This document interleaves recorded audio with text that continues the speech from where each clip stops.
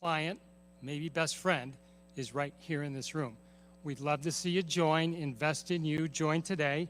You can do so at econclub.org. I would just remind you, so we don't disturb the program, please silence your cell phones. And if you've been with us before, we know we always get started with a Pledge of Allegiance, so please stand and join me. The flags are right behind me.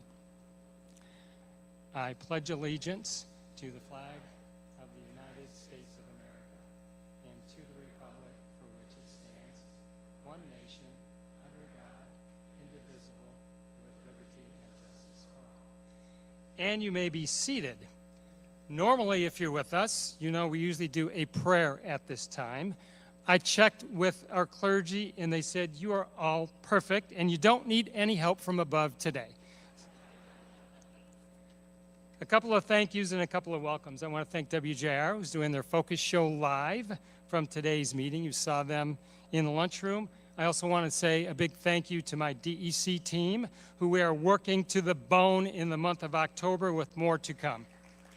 Please give them a round of applause. As is tradition at the Detroit Economic Club, I want to have a couple of special welcomes, starting with Congresswoman and DEC Board Member Debbie Dingell is with us. Secretary of State and DEC Board Member Jocelyn Benson is with us. Michigan's House Minority Leader Matt Hall is here today. Former DEC CEO and current board member Beth Chappell. And of course, the DEC's board chair, Sandy Pierce. Welcome all. You also know that students are near and dear to the Detroit Economic Club. They're here today and always courtesy of our generous corporate sponsors.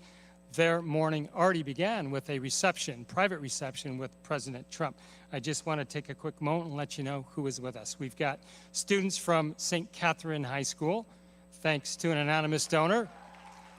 Way to go. Brother Rice Warriors, thanks to an anonymous donor. Schoolcraft College, thank you to Baker Tilly. Wayne State University, thanks to the Dow Chemical Company. And Oakland University, thanks to the Motor City Casino Hotel. How about one big round of applause to thank their sponsors and welcome the students.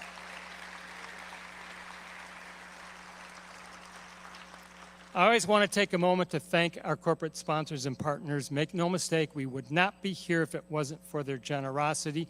They are the reason we can do programs like today. So thank you to those sponsors and partners. And one last thing, our speaking lineup is packed. We've got something for everybody this fall. We're back at it next Tuesday when we host the presidents of University of Michigan, Michigan State University, and Wayne State. Tons more on our website. Tons more to come, so get your tickets before they sell out. 90 years of speakers I mentioned. Since 1960, the Detroit Economic Club has hosted 9 U.S. presidents and tons of presidential candidates. That's Nixon, Ford, Carter, Reagan, Bush 41, Clinton, Bush 43, Obama, and Trump. And today we're pleased to host President Trump once again to continue that tradition. That's an amazing record for the Detroit Economic Club. All right, you've been patient. Time to get the program started, and I'm going to do so by introducing our presiding officer. When he does come out, it will be Ambassador John Rakolta, chairman of Walbridge. He served our country as ambassador to the UAE from 2019 to 2021 during an important time in our country's relations with the UAE. He is a DEC board member, an amazing supporter of the DEC and me personally. John does so much for so many here in Michigan, and I want to personally thank John for helping to get President Trump here today. You will see him next. I'm going to go off stage. You'll see him momentarily. Thanks. Enjoy the event, and please join the Detroit Economic Club. Thank you.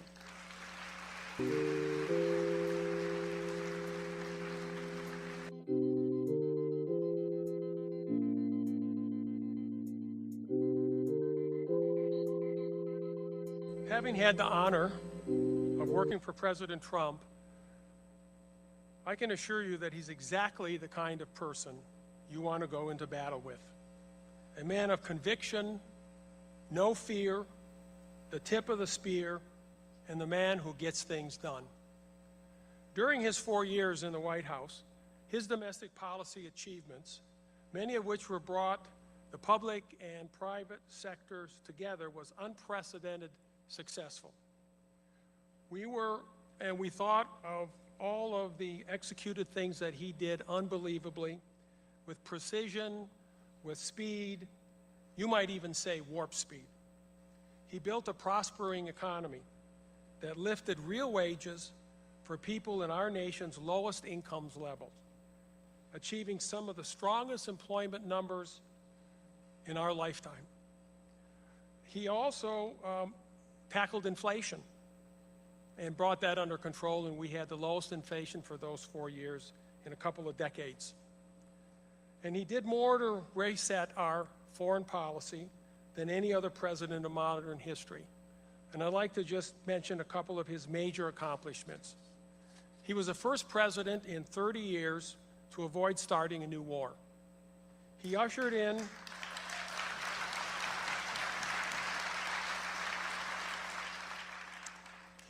a legacy of peace through strength by rebuilding our degraded and depleted military. He should have won the Nobel Peace Prize for the diplomatic breakthrough in the Middle East known as the Abraham Accords, a brilliantly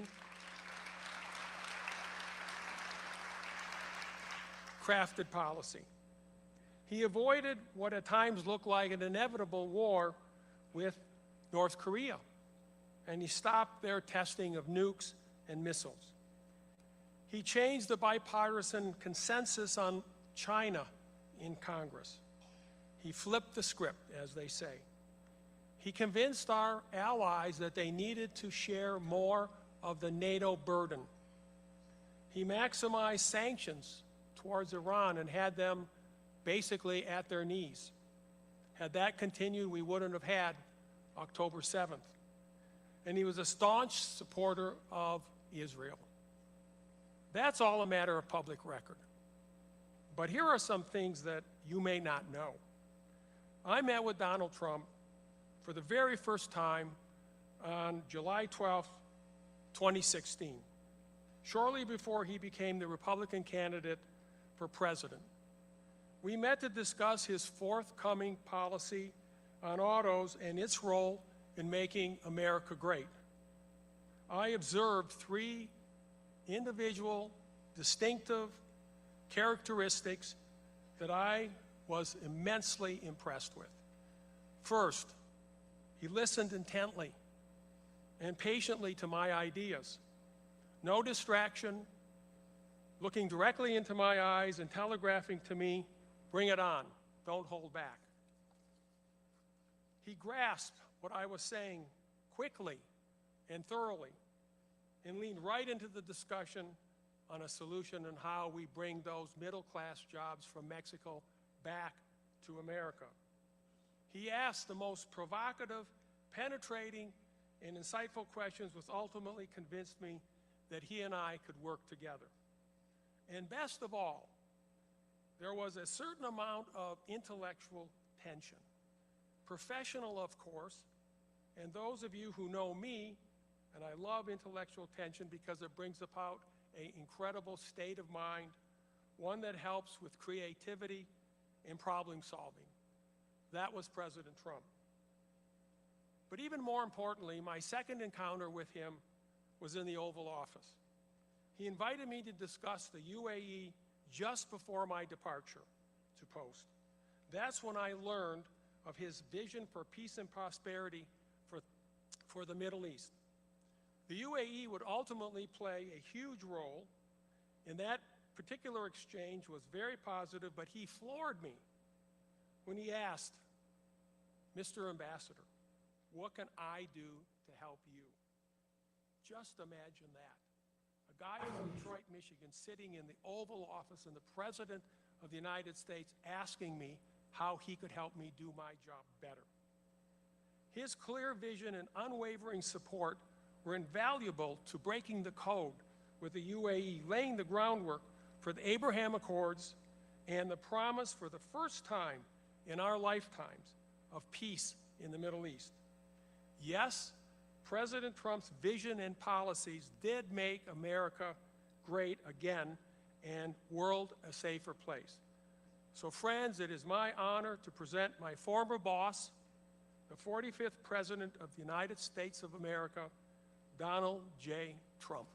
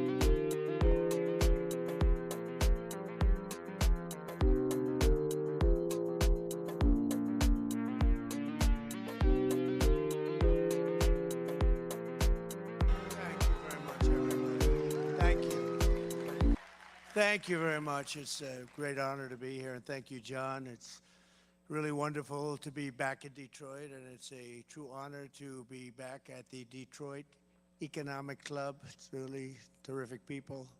I was here at 2016, so maybe it brought a little luck. We're going to do it again. We're going to do it again. Before we begin, I want to send our love to everyone affected by the hurricane. As you know, it was a rough night, and who would have thought a lot of things happening at one time? But that's just ripped through Florida and also the people of North Carolina, Georgia, Alabama, South Carolina, Florida again, and Tennessee for what they went through with Hurricane Helene. We had quite a combination. I'd like to congratulate governors of Florida, Ron DeSantis, Governor Brian Kemp of Georgia and South Carolina, Henry McMaster. They were really hit hard, and they've done really a fantastic job. The federal government, on the other hand, has not done what you're supposed to be doing. in particular with respect to North Carolina. They've let those people suffer unjustly.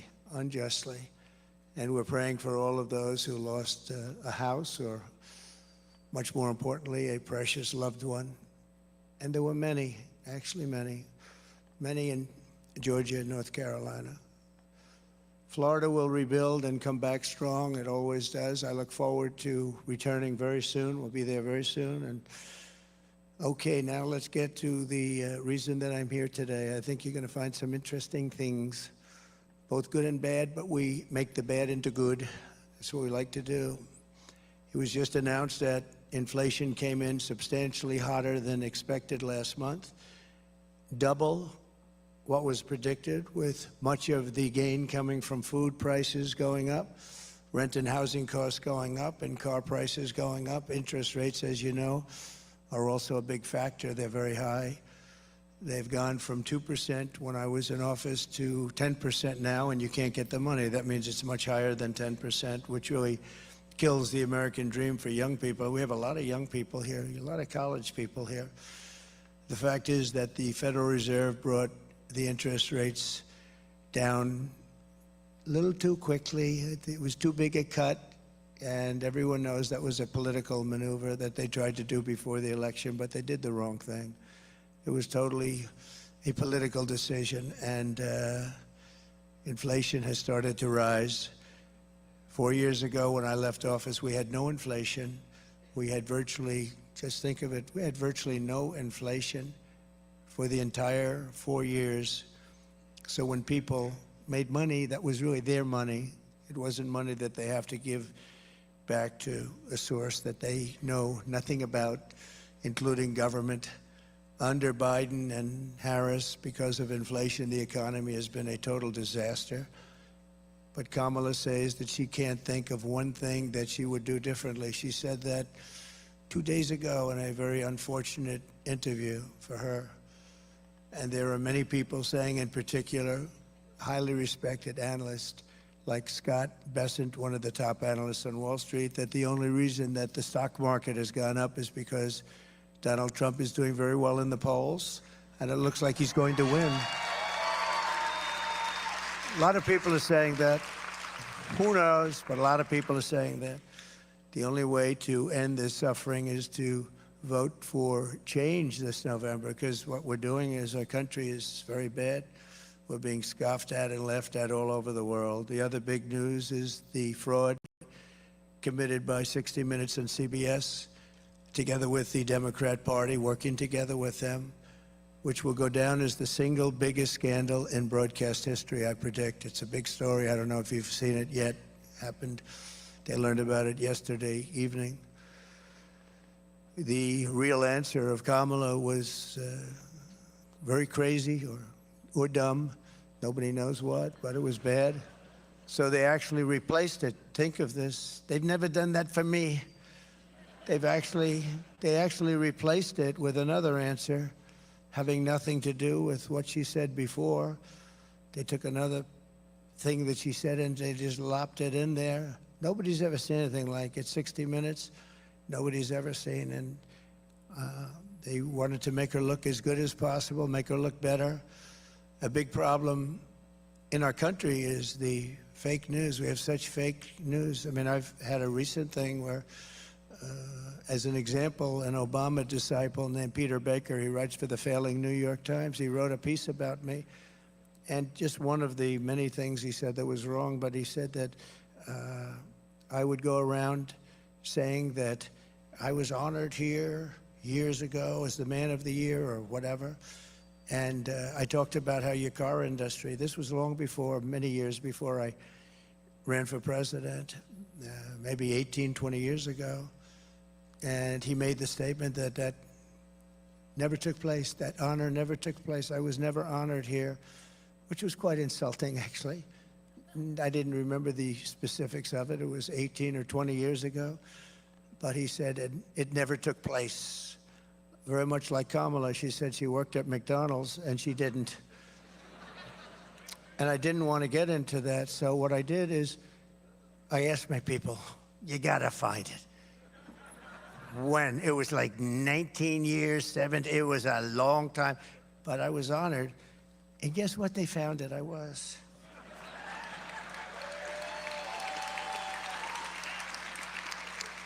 Right here.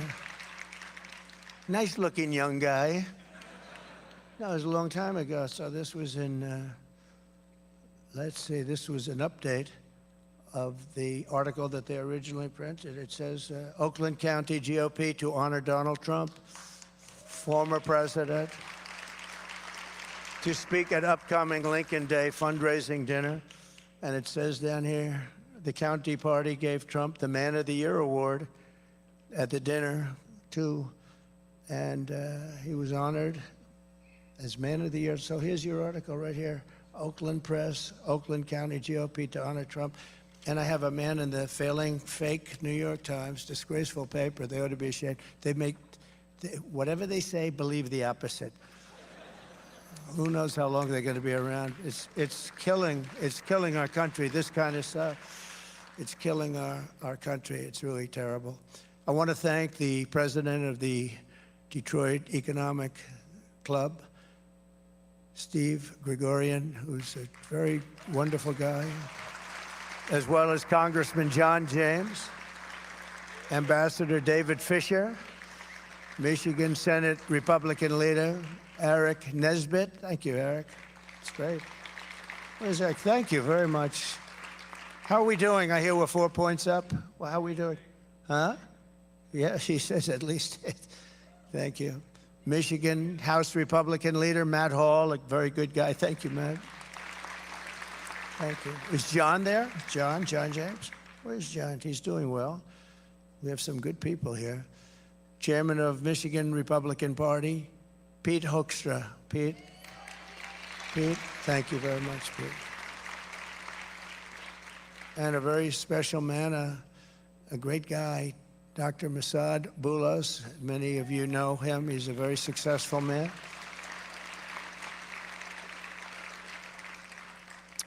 He happens to be the father of Tiffany's husband, Michael, who's a very exceptional young guy, and she's an exceptional young woman, and she's going to have a baby, so that's nice.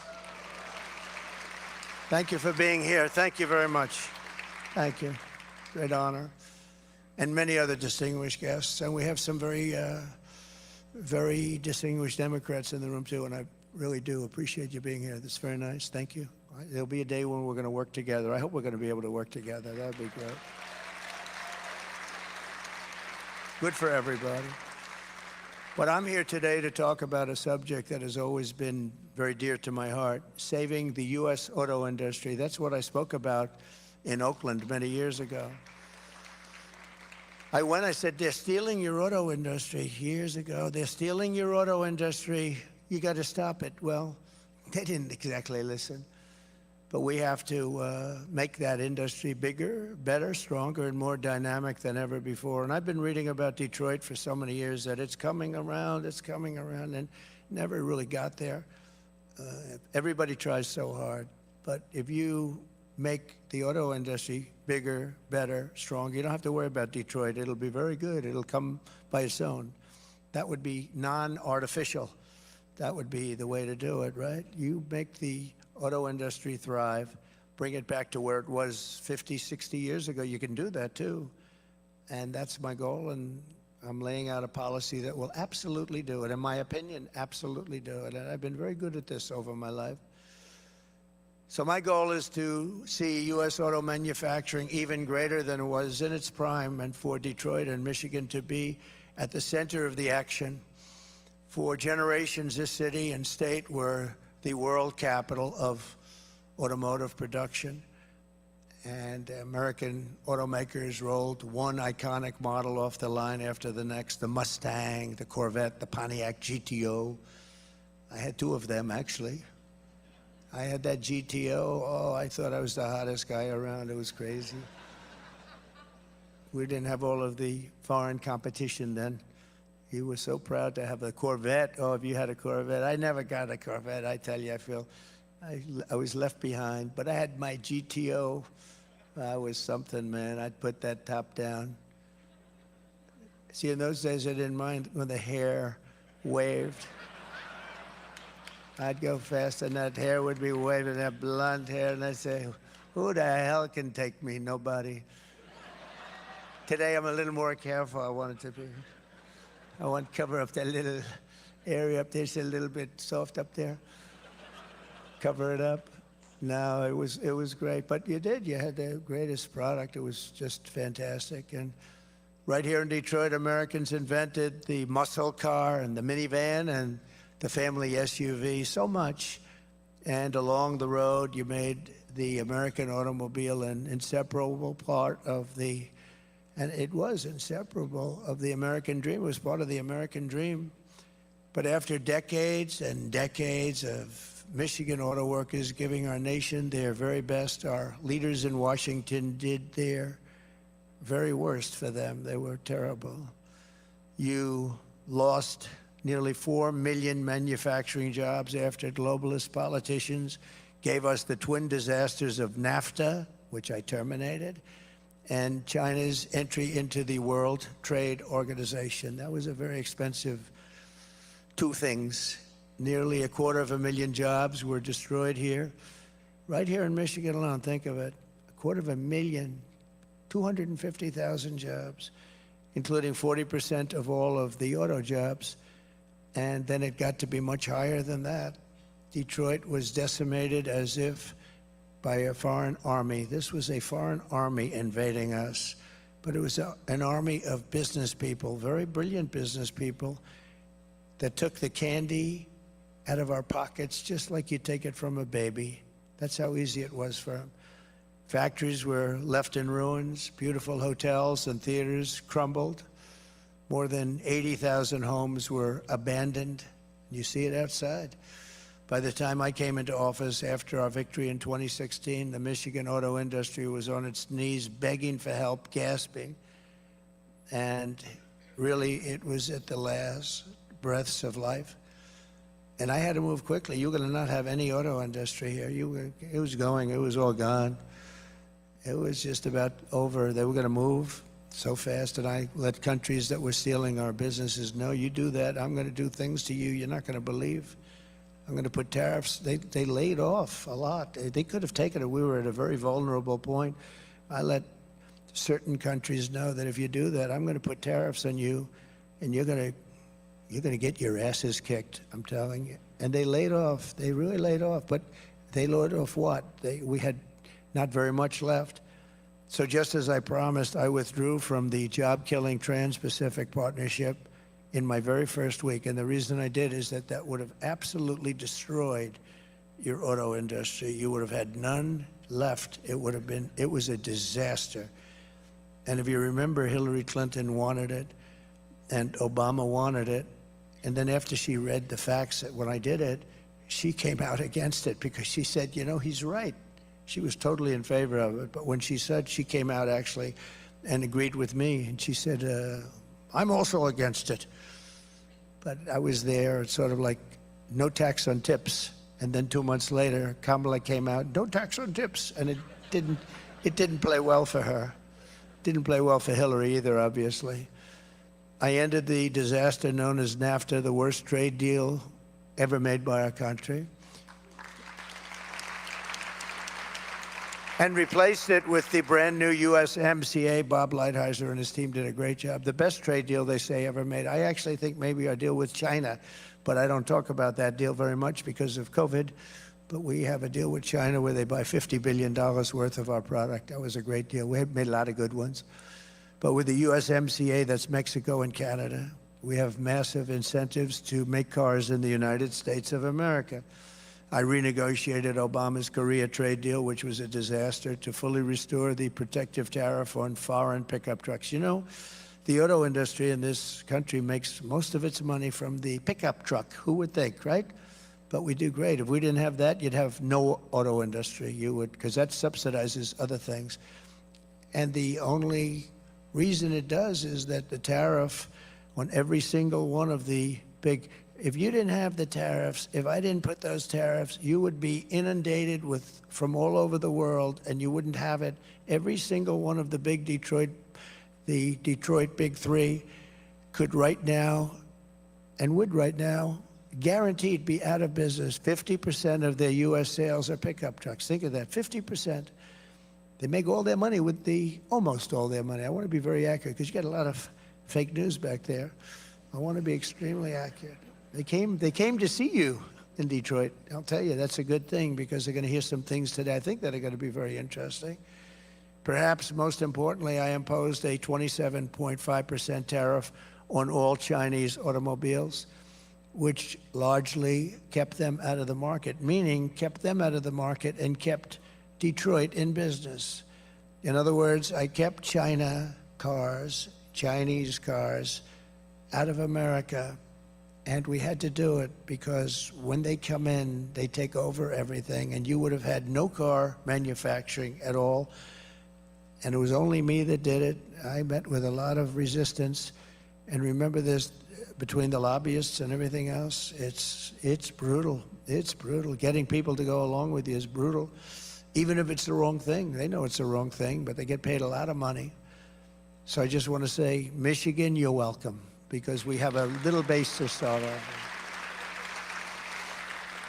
And if you look at Europe, Chinese cars have been absolutely drowning Europe, drowning it. It's killing it. But because of me, they are not drowning America. You see very few of them because of the tariffs. And when they do come in, they pay a lot of money.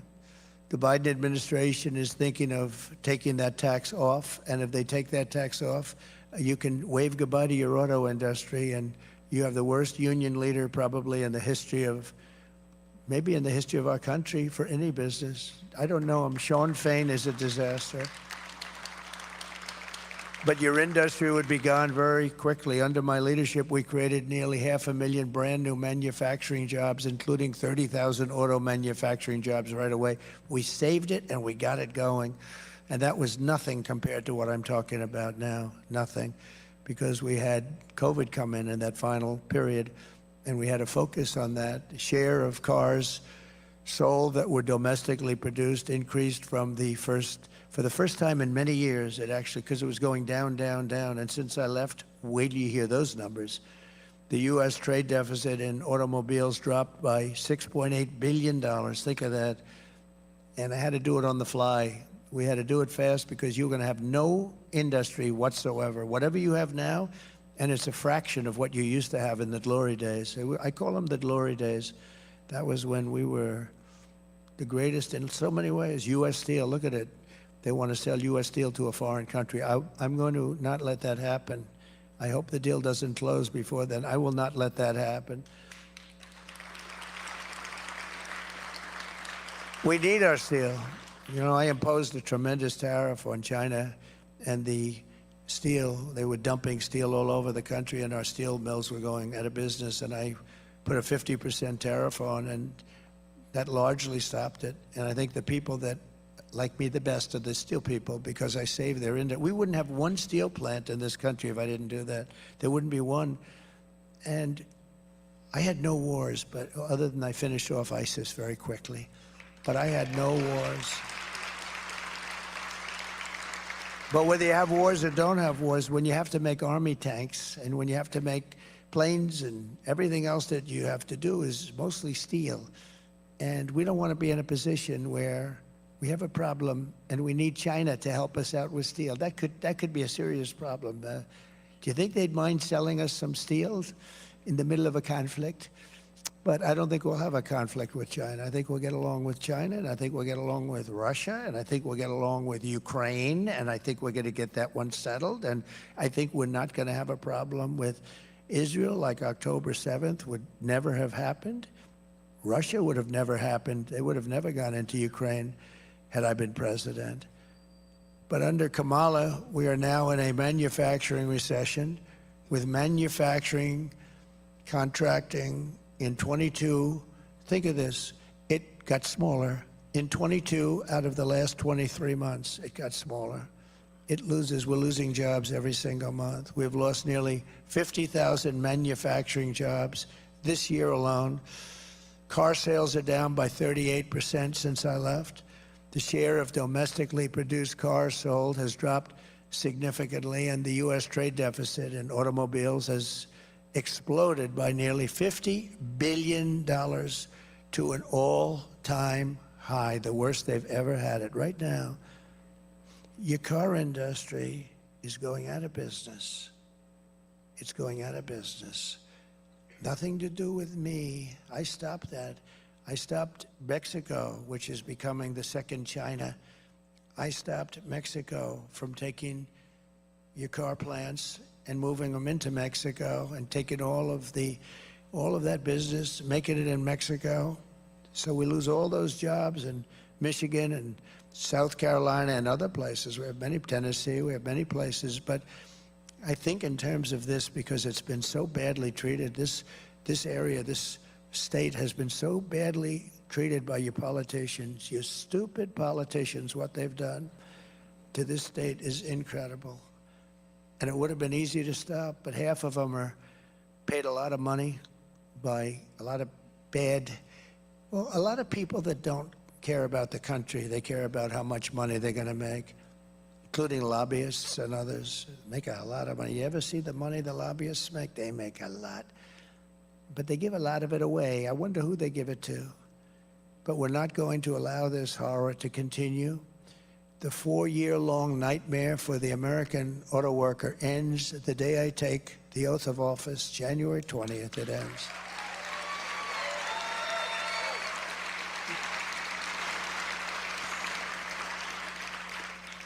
Yeah, a poll just came out today. As I was walking on, they said, sir, you're 4 points up in Michigan. I said, that's all? But they said, by a poll that they called it a Democrat poll. It's a poll that would normally be very negative. So if they say 4 points, that means more. But I think we're doing well here, and I think we're doing well all over. We're leading in every single state, every swing state, by actually, in some cases, a lot. Today, I am announcing a detailed plan to save the American auto industry and bring millions and millions of jobs back to our shores and very quickly.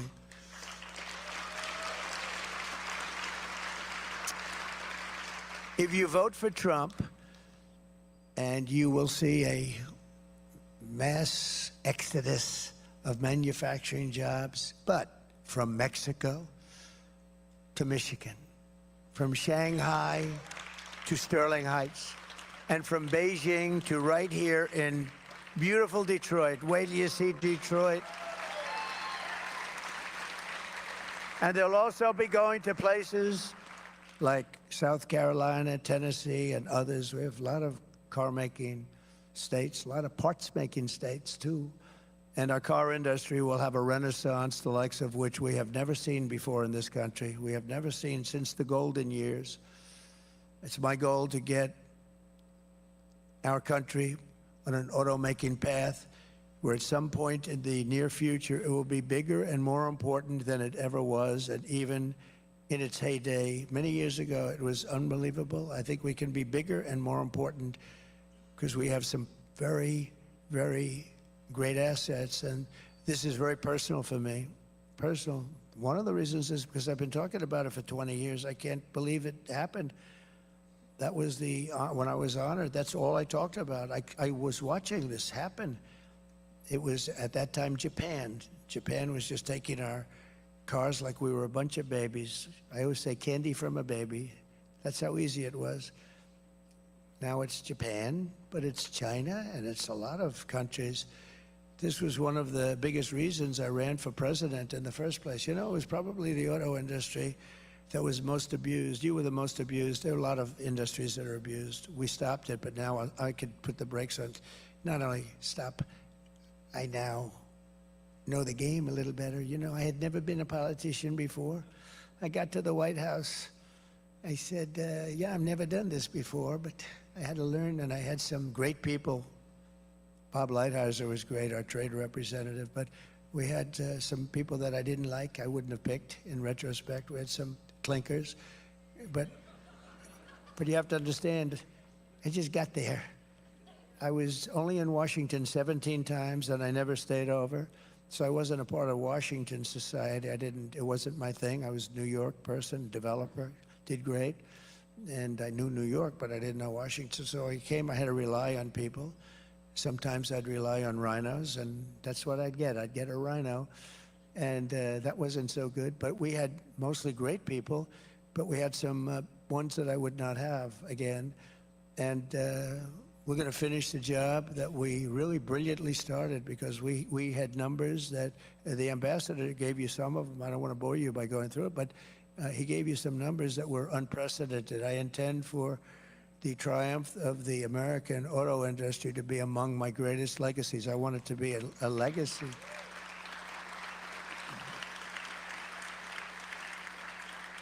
I want American companies to not only dominate the American market, but also the foreign markets as well. They buy so many of our cars. It's so horrible. But you know, they only buy them if they're made in their countries.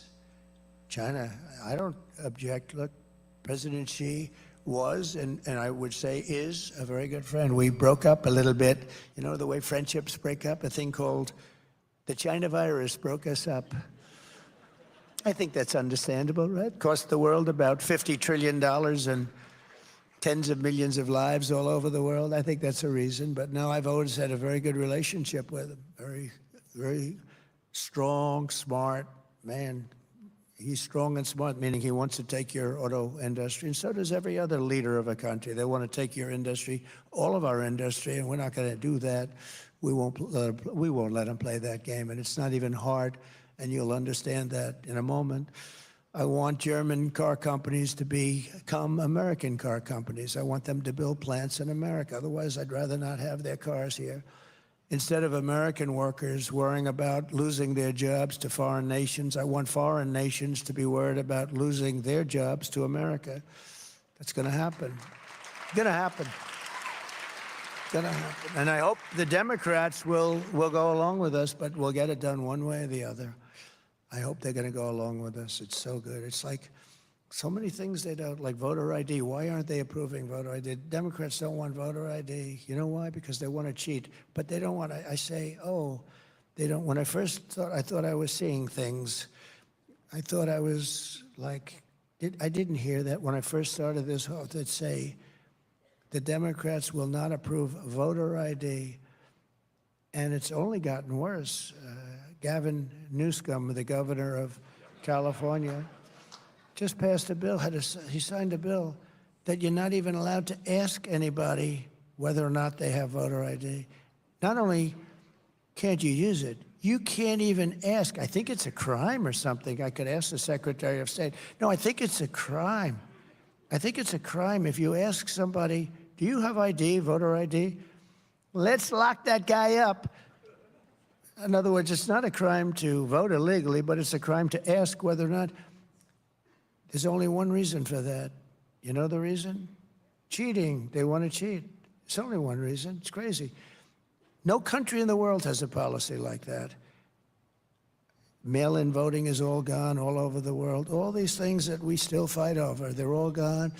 So we have to win a big election, and we're going to straighten it out. But we got to straighten it out because you have two things: you have borders and you have good elections. You got to have them. And it would be nice to have a free press, which we don't have at all. We have a terrible press. But those three things we have, and we have to straighten it out. So here is the deal that I will be offering to the world, to companies outside of our world, big companies, powerful companies that have become powerful because we were stupid. We were stupid. We allowed them to come in and raid and rape our country. That's what they did. Oh, he used the word rape. That's right, I used the word rape. They raped our country. The United States will give you the lowest taxes, the lowest energy costs. We have more liquid gold under our feet than any other country in the world, and it's the best. It's the best. We have the most, and we have the highest quality. We have the lowest regulatory burdens, and they were going to be made low. You know, I cut regulations more than any president in history. In a 4-year term, I cut more than any president by 4 times, they say. 4 times. I let the country do what they have to do. A lot of those regulations have been put back on by Crooked Joe and by Kamala. And it angers me so much because it's so bad. People shaking my hand backstage, sir, we had the best 4 years we've ever had, and now they're dying. They think they're going, so many people will tell me they're going out of business now. and free access to the best and biggest market on the planet. We're going to give anybody that comes in free access to the best and biggest market anywhere on the planet that's here. But we got to keep it that way, because if we keep going like this, we're not going to have the best or biggest market for long. But only if you make your products here in America. In other words, you get all of these assets, but you have to make your product here in America, and you have to hire American workers. And if these companies don't take the deal, you know, we're lowering the taxes way down, then they'll have to pay a tax or tariff when they send their car or product into the United States. And we will use the hundreds of billions of dollars in tariff dollars to benefit the American citizens and pay down our debt. In short, a period of time, it's going to be very quick. Think of it. In a short period of time, a deficit of about $1.8 trillion. I've heard it was $2 trillion. It's never been anywhere close to this, by the way. $2 trillion a year will be reduced to practically nothing. And eventually our country will be making substantially more money over and above cost. And we will start a massive debt reduction and also further tax cuts. In other words, what I'm doing is I took it from almost 40%, your taxes. I reduced them to 21% so that small corporations, everybody, even inheritance tax or a death tax, if you have a small business and you want to pass it on to your son and daughter, if you love them. If you don't love them, I would say just don't even bother listening to this part. Is there anybody in the group that does not love their children? Where you want to raise your hand and say, sir, please don't waste our time with this. But on the assumption you want to leave it to your children, then you have no estate tax or death tax. They want to end that immediately. And it really pertained to farms, where a farm could be valuable, but they don't have cash. They have a valuable farm, and they love their farm, and they want to be farmers. It's a great way of life. People love it. They wouldn't want to do anything else, but they're left the farm, and then they have to pay a tremendous tax, and they borrow the money from the bank, and within 2-3 years, almost, I guess 62% of the time, they say, they end up losing their farm to the banks. I got rid of that. There's no estate or death tax at all for the farmers and small business owners. So they want to end that. This is a big deal. But I brought it down from almost 40% to 21%, and that makes us very competitive in the world. Don't forget, the world is like states used to be. The world, people will take their businesses, and they're loyal to their stockholders. And in many cases, the people that run the big businesses are not American. They couldn't care less for our country. They follow the dollar, or we better keep them following the dollar, by the way. We're going to keep them following the dollar. That'll be another thing, because we're losing that fast. We are losing that fast. But we're going to bring it down, and we brought it down to 21. That made us competitive. Not the best at all, but competitive. Now I'm bringing it down to 15%. But that's totally subject to you building your product, making your product in America. And I had calls. So we're getting it down to 15, and now you're just about the most competitive, other than certainly for a big country, but you just about the most competitive at 15. That's the beauty. They're going to all move back. They're going to all move back. They're all coming back, and then we're going to protect them so they don't get hurt with tariffs on people that aren't building here. And they're going to come in, and they're going to build here because they don't want to pay those stiff tariffs.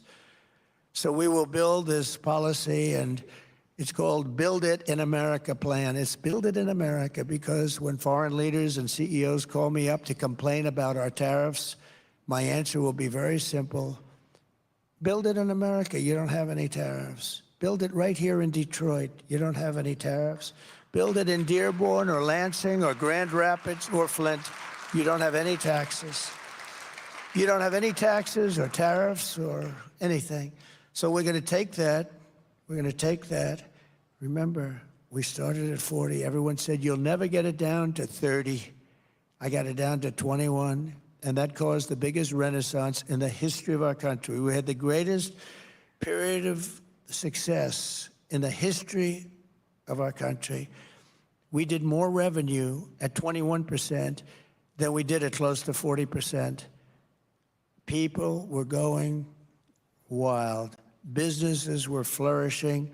Small businesses were going through the roof. Big businesses, I was allowing them, they'd have hundreds of billions of dollars. Apple, as an example, they brought in hundreds of billions of dollars. We had restrictive covenants where they couldn't bring money back into our country. Two reasons: the tax was too high. It was so ridiculous, nobody would do it. You had to pay 50, 60% tax, so you bring money. So they said, well, we'll just leave it there, and we'll develop in Europe or Asia, wherever the money was. But think of this. We brought in trillions of dollars because I made it possible. I made the tax rate fair, reasonable, like a reasonable person would bring it in for a reasonable tax. And also I made the bureaucracy very easy. They had to hire 4 different law firms to get their money back if they wanted to bring it back. So what I'm proposing very simply then is a 15% made in America corporate tax rate, cutting it from 21% all the way down to 15%, but only for those who make their product in the USA. It's very simple and beautiful. And I was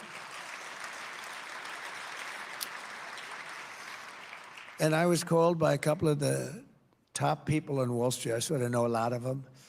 They said, who gave you that idea? It's so simple. I said, you know, it's a great idea. I have another one coming up for you that you're going to like just as much. You're going to love, maybe more. Oh, you got a big one coming toward the end. I want to save it for the end. This way you're going to stay around and you're going to be so happy. It's just pins and needles you're sitting, right?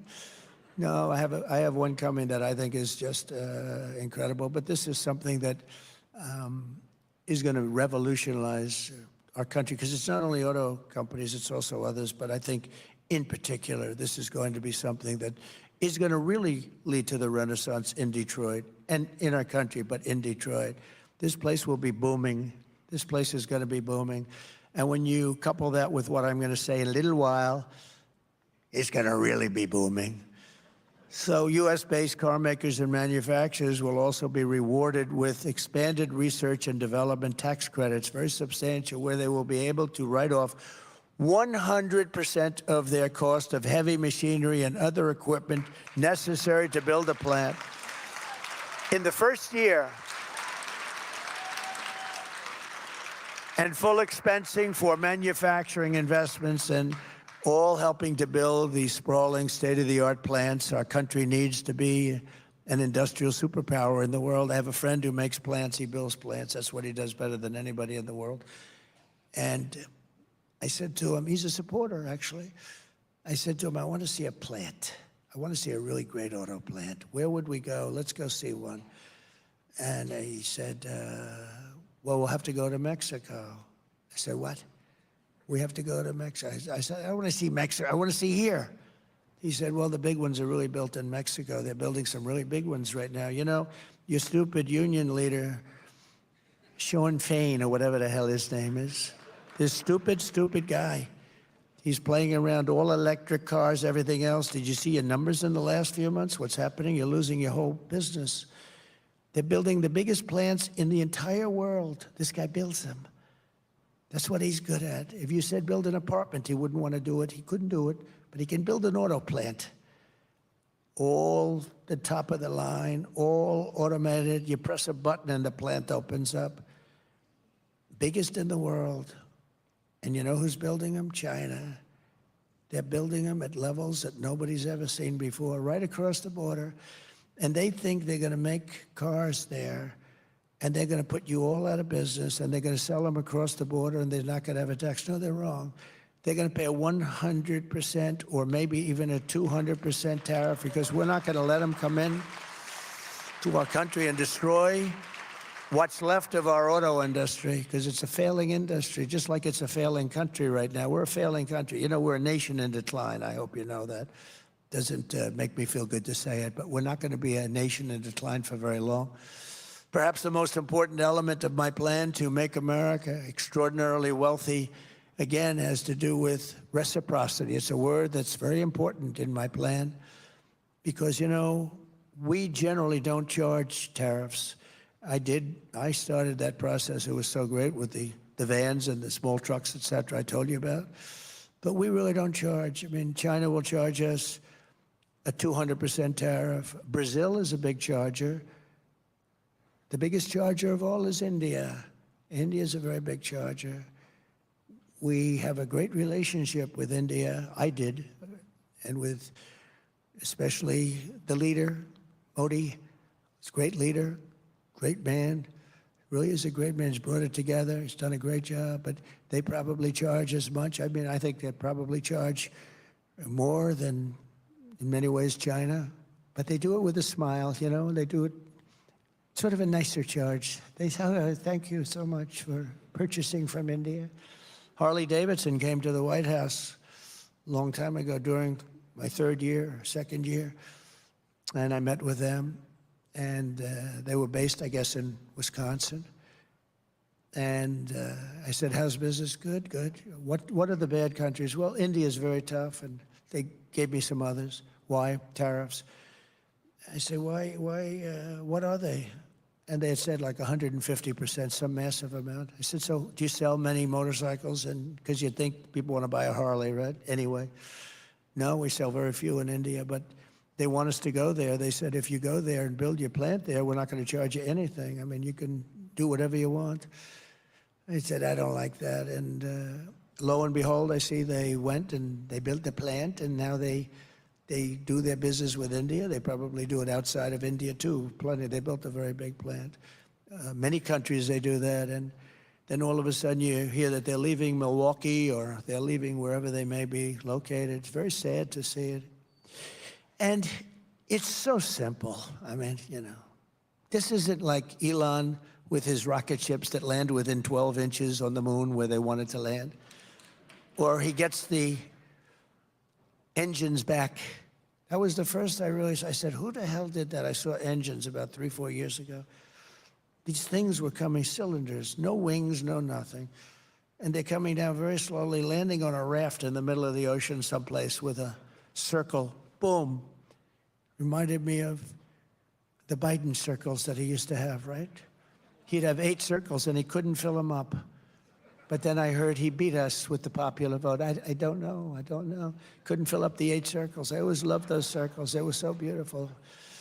They were so beautiful to look at. In fact, the person that did them, that was the best thing about the level of that circle was great. But they couldn't get people, so they used to have the press stand in those circles because they couldn't get the people. Then I heard we lost. Oh, we lost.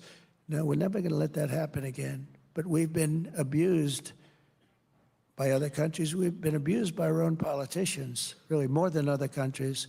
I can't blame them. We've been abused by people that represent us in this country. Some of them stupid, some of them naive, and some of them crooked, frankly. But interestingly, it's often those allies that we consider to be friends that have been the greatest abusers. We have some great abusers. I'll give you an example. The European Union sounds so nice. The European Union of countries. Oh, it's so nice. They're brutal. We have a $200 billion deficit with them, now higher than that, 250 something. And like I asked at the time, Angela, how many Chevrolets do we have in the middle of Berlin? Oh, I do not know. Perhaps none. You're right, Angela. You're right. How about Frankfurt? How many do we have? How many Fords do we have in Frankfurt? Oh, I don't think any. And yet they send their cars to us like a bunch of dummies we are. BMW, Mercedes, Volkswagen, by the millions and millions and millions. And we're not doing that. We're not doing that crap anymore, okay? Now they're going to have to play by our rules. They're going to have to play by our rules. But China, of course, was the biggest abuser. I mean, they were a professional abuser. They did things to us, and they go down as a developing nation. We are a developing nation. Well, we're a developing nation, too. Just take a look at Detroit. Detroit's a developing area, a hell of a lot more than most places in China. So we're not going to let this happen any longer, and I don't think it'll be possible for bad politicians to stop it. I don't think so, because we've suffered too long and too hard. And I fixed much of it during my 4 years, but felt that during the COVID period, it would not be the right time to be doing this with countries. I renegotiated with Japan, I renegotiated with South Korea, I renegotiated with many. But, you know, with the COVID, everybody was just literally devastated by that scourge. It was devastated. It was not the right time. So I had to slow it up a little bit. I was hitting them really hard. Shinzo Abe was great. He was assassinated. What a great man he was. But I went to Shinzo. I said, Shinzo, we have to, I got to know him very well. He was really a friend of mine. He was a great man, actually, loved by the Japanese people. He got sick. He had to take a leave of absence for a period of time, but he was going back, and he would have gone back and easily gone back. And he was just getting ready to do it. He was much better. I think he was probably cured of what he had. And he was going back. But I said to him, Shinzo, we have to talk about trade. I'm sorry to bring it up. I'm sorry. This is the most one-sided deal I've ever seen. You send millions of cars to us, and we can't send you a car. They didn't accept any of our cars. You send all of your farm products to us, and you don't want to accept our farm products. I'm sorry, Shinzo, we're going to have to negotiate something. He looked at me and goes, I know. I said, what do you know? He said, well, I know that you were going to be coming back to me, and I know that it hasn't been fair. I said, well, how did it happen? He said, well, we'd ask for things, and the Americans would agree to it. Your representatives, your presidents, Republicans too, by the way. I'm not talking just Democrats. He said we were friends. He would say this. I probably wouldn't say it if he were around, because it's not very nice, but he told the truth. He said, I said, how did you get these deals? He said, we would ask, and they would approve. And we were amazed ourselves, but I knew you'd be coming to see me. And I said, I have to see you, Shinzo. And we made a new deal with Japan, but we were stuck with an old one, so I couldn't negotiate as good as I normally would. But we made it palatable, and we were going to really make it palatable when this one came up. But he was great. But he looked at me, I'll never forget it, quite. He said, he called me Donald. Donald, I knew that you would be coming back because I knew that you understood it. But he also said that other people didn't. It was, you know, actually it was quite sad, actually. And it's that way. I would look at these deals and say, who negotiated these deals? They were so bad. It's amazing that we even exist, but we have 36 trillion in debt. We do have 36 trillion. We can't forget that. So it's not like, oh, gee, that's been, you know, we've been a little bit unlucky or something. No, we've been just, for years and years and years, we've been accumulating. We'd have these deficits that are monstrous. We had 5, 6, 7, 800 billion deficit with China, just alone with China. And today it was announced we have the highest deficit we've ever had, almost $2 trillion. Think of that. We have and we have the highest deficit we've ever had with China. And that won't last long. It's not going to last long. We'll be able to do something about it. Because China wants to do business with us, but they think we're stupid. They think we're stupid people. And then they see a president, and then they see a person that is representing the Democrat Party and got no votes and was the first one out. She was the first one out. Think of it. She was the first one out. She never made it to Iowa. 22 people running, and she was the first one to quit. And now she's running, and it's all right. But nobody's ever had to run against two people before. First, I had to run against him. Then we had the debate, and his numbers weren't good, and he, you know, it looked like he was going to lose. So they said, "You're going to lose, and we want you out." And eventually, he agreed to go out. He didn't want to. He's a very angry man, by the way, and he hates her. And then it was a question. They have a person in the state who some people talked about. They had a lot of people, but they had about 12 people. and they put her in, 12 people plus her. She was number 13. She was rated number 13, too. There are 12 people that they wanted more, but they didn't want to be politically incorrect, and they chose her, and we're running against her. But if she gets in, it'll be a disaster for this country. Basically, if a country or any country is charging us tariffs, very important, reciprocal. If they're charging us tariffs for a certain product or tariffs at all, if they're charging us tariffs at all, which almost all of them do, then we will likewise charge them tariffs, and we will quickly reciprocate. In other words, we have countries that are charging us 150% tariff, and we charge them 2%. And I actually went to a politician, a senator from the great Commonwealth of Pennsylvania. You'll figure out, because he wasn't able to run because I wouldn't endorse him, because I called him the anti-tariff person. I thought he was not a bright person. And he was one of the few that said, no, no, we cannot charge tariffs. I said, but they're charging us 150%. So can we charge them 100%? Sir, no, we can't. Why? It's not free trade. I said, really not free trade? Well, what about them? No, sir, it's not free trade. Can we charge them 50? They're charging us 150. Can we charge them 50? He goes, no, sir, it's not free trade. I said, you're either the dumbest human being I've ever met, or you're a crook. One or the other. And he's no longer a senator. He decided not to run. But I think it was a disgrace. I had a lot of problems with him. But basically, one of two things will happen.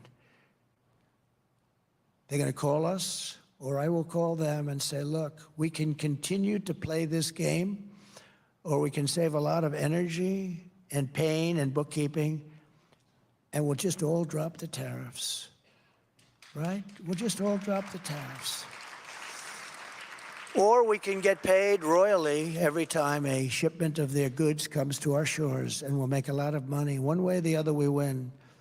But it's reciprocity. Will probably, I think for the most part, they're going to drop the tariffs. Right now, they're not going to drop them.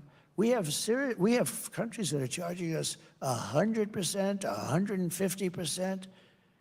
Think of it. And we charge them nothing. It's been a pillaging of our country. It's been a terrible, terrible thing. This has been going on for a long time. I started changing it a lot fast. I changed it with a lot of countries. There are a lot of countries don't like me. You know, I get always bad publicity. This one doesn't like me. Germany doesn't like me. A lot of countries don't like me. They say, who do you like better, Sleepy Joe Biden or Trump? Oh, I like Biden better. Yeah, because he let them do what they're doing. He doesn't have a clue, the guy. He just goes to sleep at 4 o'clock every damn day. He doesn't have a clue. And he's destroying, they're destroying our country. You see, that's the real threat to democracy, stupid people. That's the threat. Our biggest threat to democracy is stupid people.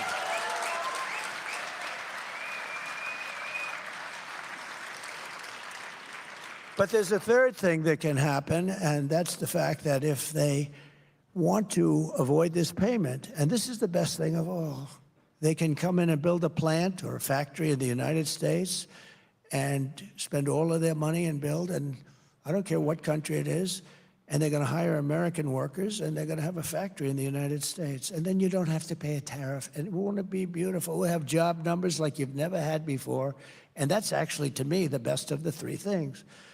So it's a very simple thing to understand.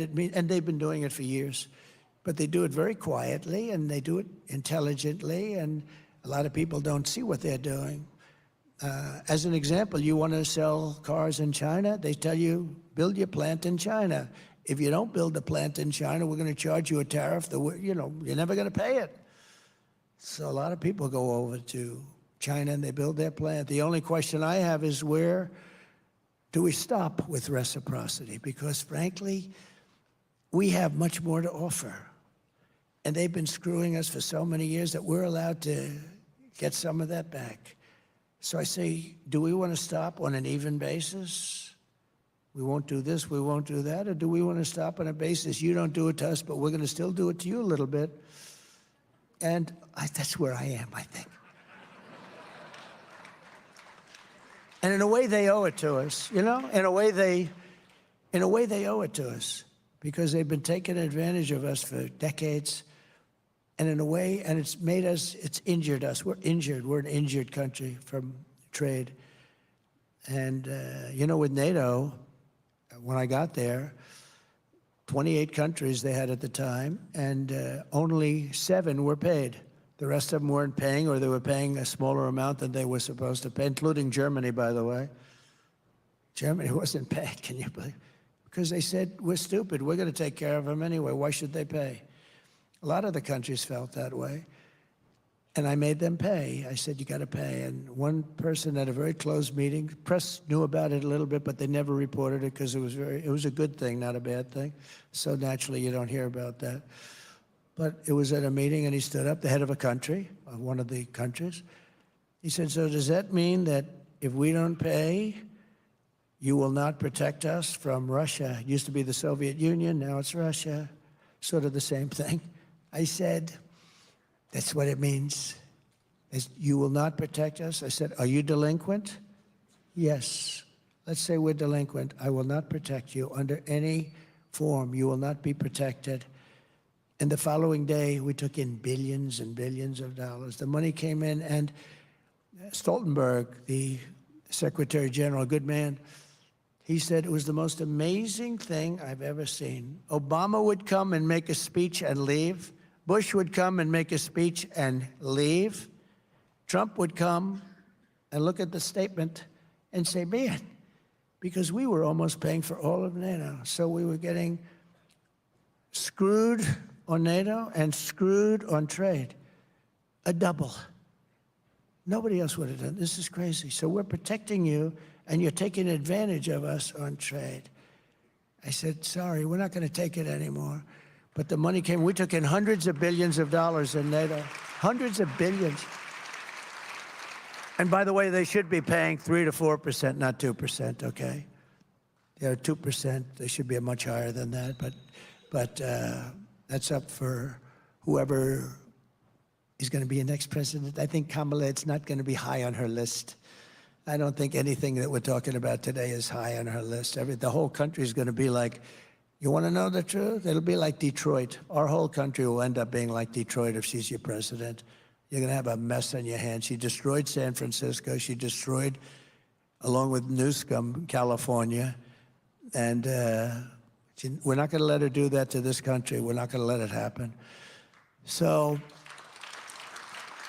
we are the piggy bank that everyone wants, that someday we will continue along the path. We've been, really, it's been an amazing path. It's been a horrible period of time, but almost the last 4 years, we will be, I will tell you that if I get elected, we will be a piggy bank stronger than ever before, but we will be a fool no longer.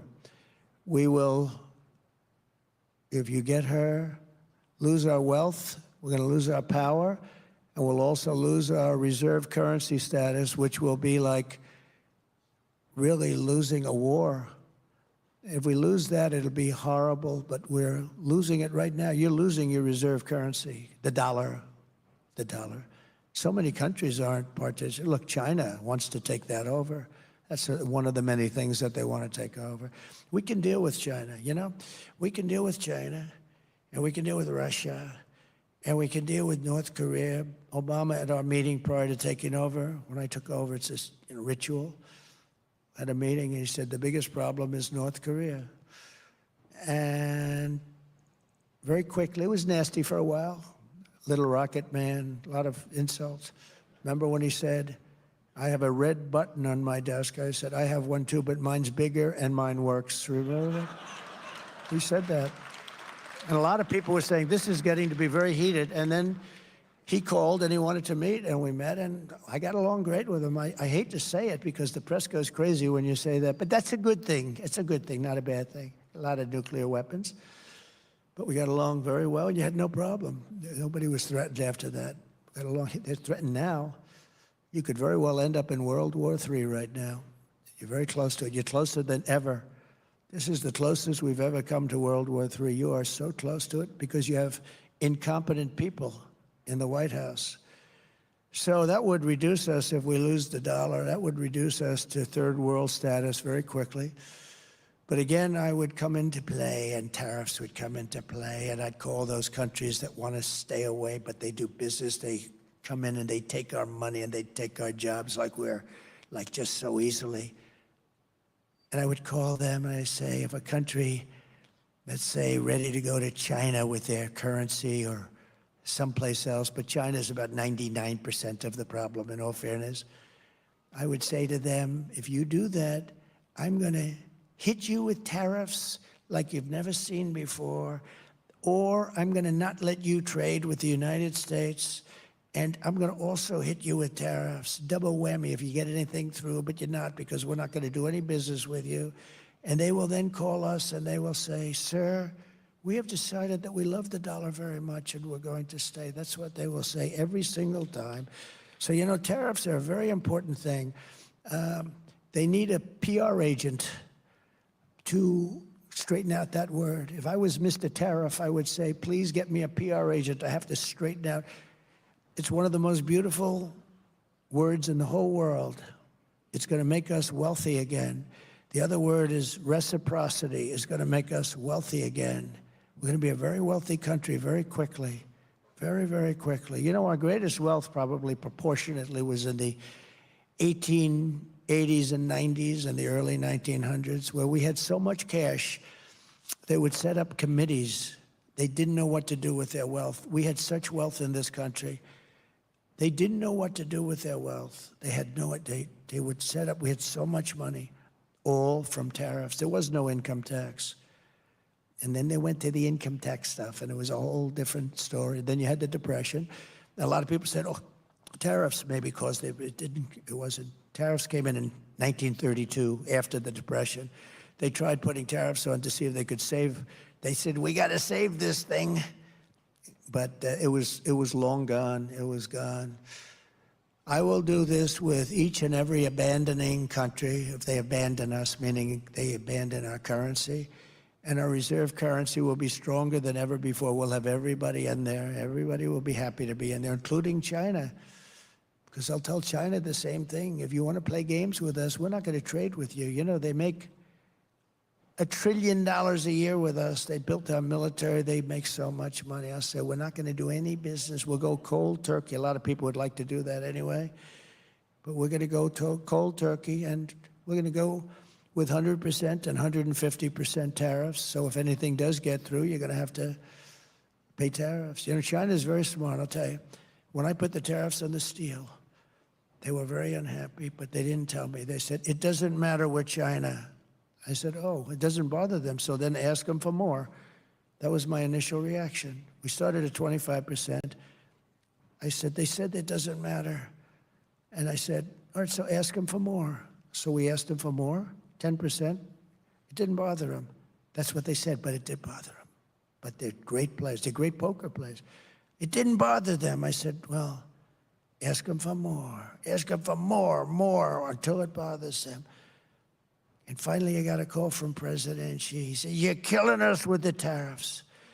And then we got along after that, you know. It's very strange. But they're great poker players. They're great negotiators. All these countries are great negotiators. The only one that isn't is the U.S. We're the dumb country. We're like the pot of gold that's rapidly shrinking. So very much like I told them that if they buy oil from Iran, I would not be trading with them. You know, Iran was broke when I left office. And I don't want them to be broke. I want them to be a strong country. I just don't want them to have a nuclear weapon. It's very simple. And you protect Israel. And frankly, you protect the Middle East. I want to protect the Middle East, the whole Middle East. And I hate to see this death to everybody. People that have nothing to do with anything are being killed all over the place on both sides. Nobody wants that. We have to protect everybody. And China didn't buy any oil. I said, if you buy 1 barrel of oil from Iran, 1 barrel, I said, then you're going to not do any business with the United States, and we're going to impose tariffs if you do get something through, very substantial, over 100%. And they said, we'll pass. I told this to President Xi. He said, we'll pass. They didn't do any business, and Iran was, and I said this to many countries, by the way, not just China. And I mean, many countries treat us worse than China. You want to really know the truth. But China seems to be the one we talk about. But before I came along, nobody talked about China. They had a free pass. They were going, you know, run silent, run low, right? You know that expression? Submarine. Nobody knew. But I woke up our country a little bit. But Iran was broke. They had no money for Hamas or Hezbollah. And I didn't want to see them broke. I want them to be thriving, but I just had to negotiate. The only problem was, he was the only problem. The election took place, and it was very shocking to a lot of people. And when they took over, they didn't do anything. They didn't do anything. They actually did the opposite. They allowed everybody to go and buy oil. They allowed everybody to do all of those things, and Iran became very wealthy again. They now have $300 billion in cash. They're very wealthy.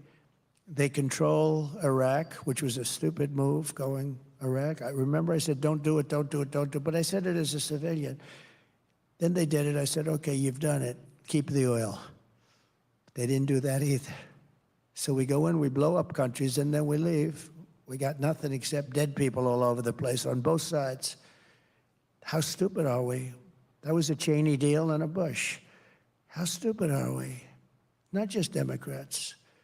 It's both. I'm equally angry at both because we have humanity to think about also. You do. You have humanity to think about. And all of these things, they should have never happened. Ukraine should have never happened. October 7th should have never happened. If you had smart people at the White House that knew something, a little bit of something, it wouldn't have happened. Think of the world, how different it would be. You wouldn't have Ukraine, Russia. You wouldn't have had October 7th. You wouldn't have this horrible thing that's going on. You wouldn't have had inflation. You wouldn't have had the worst, most embarrassing day in our history. We were leaving Afghanistan. I'm the one that got him down, but I would have kept Bagram. You know why I would have kept Bagram? It was 1 hour away from where China makes its nuclear weapons. 1 hour away. So you see, the ideas and the policy are important, but the most important thing of all is the messenger. Because I could give that same message to a stiff, and it wouldn't resonate at all with the other side. You have to have the right messenger. Somebody said, oh, we love Trump policy, but we don't like Trump. I think they do. They said that women don't like me. I think women love me because they want to be safe. And with me, they're safe. With other people, they're not safe. It's true. It's true.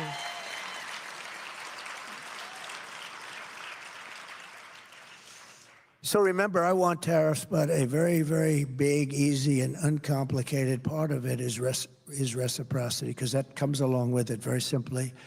And all tariffs against our nation must come off. They have to come off. They got to come off immediately, because we're going to meet them with an equal tariff, and they will come off for the most part. But if they don't, they have to pay a big price. So next, in addition to this rather easy thing to understand. By the way, does everyone understand this? Does everybody? Do you understand? Is there anybody that doesn't understand it? Would you please raise your hand? Raise your hand. Does anybody not understand it? See? How simple is that? I'd like to see the person. I really don't, sir. Then they have a front page story. And we had a couple of dummies in the room.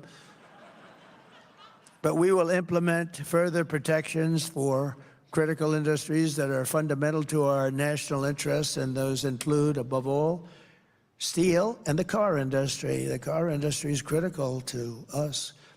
We can't fight a war if we can't make cars and trucks and engines and transmissions and drivetrains. Surrendering our car industry is not an option. We have to make our car industry brilliant again. We have to make it bigger. I'm going to make it bigger than it was ever before. Now, I'm going to make it very quick, it's going to go, but to bring that to that level, I guess I'll need a little more time, but I won't have that time. But I'm going to hand it over to people. We're going to make this country so strong, and it's going to be so much easier to run. And I think we're going to end up actually having a lot of support from the other party. I really believe that. I think it's too basic. It's too basic. So as I said, China is currently building gigantic auto plants in Mexico, and they think that they're going to sell all of these cars into the United States, which would destroy Michigan, totally destroy your state. But it's not going to happen. Not going to happen. Not even close. They might as well stop building the damn plants. They are giants. Sir, you really have to see them. I said, I don't want to see them. I will impose whatever tariffs are required, 100%, 200%, 1,000%. They're not going to sell any cars into the United States with those plants. They're building them close to our border so that they can have easy shipping, because they're used to having stupid people to deal with. We're not going to let it happen. Those jobs are coming back to Michigan, and they're coming back to other states, and they're coming back to our country, and they're going to make America great again. That's it. And to that end, I'm announcing today that upon taking office, I will formally notify Mexico and Canada of my intention to invoke the 6-year renegotiation provisions of the USMCA that I put in. That was the hardest thing I had to get. They didn't want that. They wanted to have it long. But I wanted to, because there's always like little tricks they want to play. I said, nope, I want to be able to renegotiate in 6 years, otherwise we're not making the deal. And I got it, and it's coming due very soon. Oh, I'm going to have a lot of fun. And that'll address these concerns.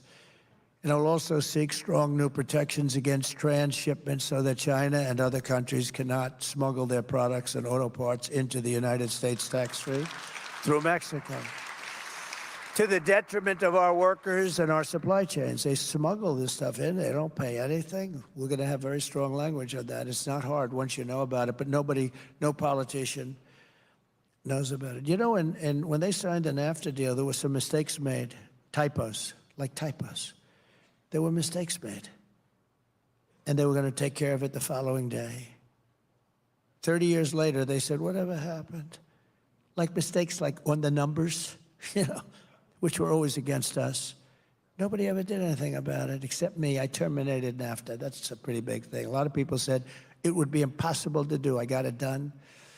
And we have a great deal now. What we have to do is make it much better even.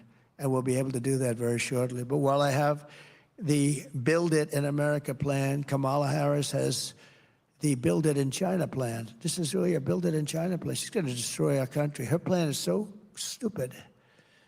Every policy she is rewards companies for shipping jobs overseas. Most significantly, Kamala is a giant tax hiker. The tax queen, they call her, is demanding a shocking, I don't even, to be honest with you, after watching her on 60 Minutes and on watching that horrible statement that she made, they call it a word salad. I don't really like those words because it was really worse than that. But after watching that, I don't think she's interested in 33. I don't think she has any idea what's happening, okay? I think she's dumber than hell.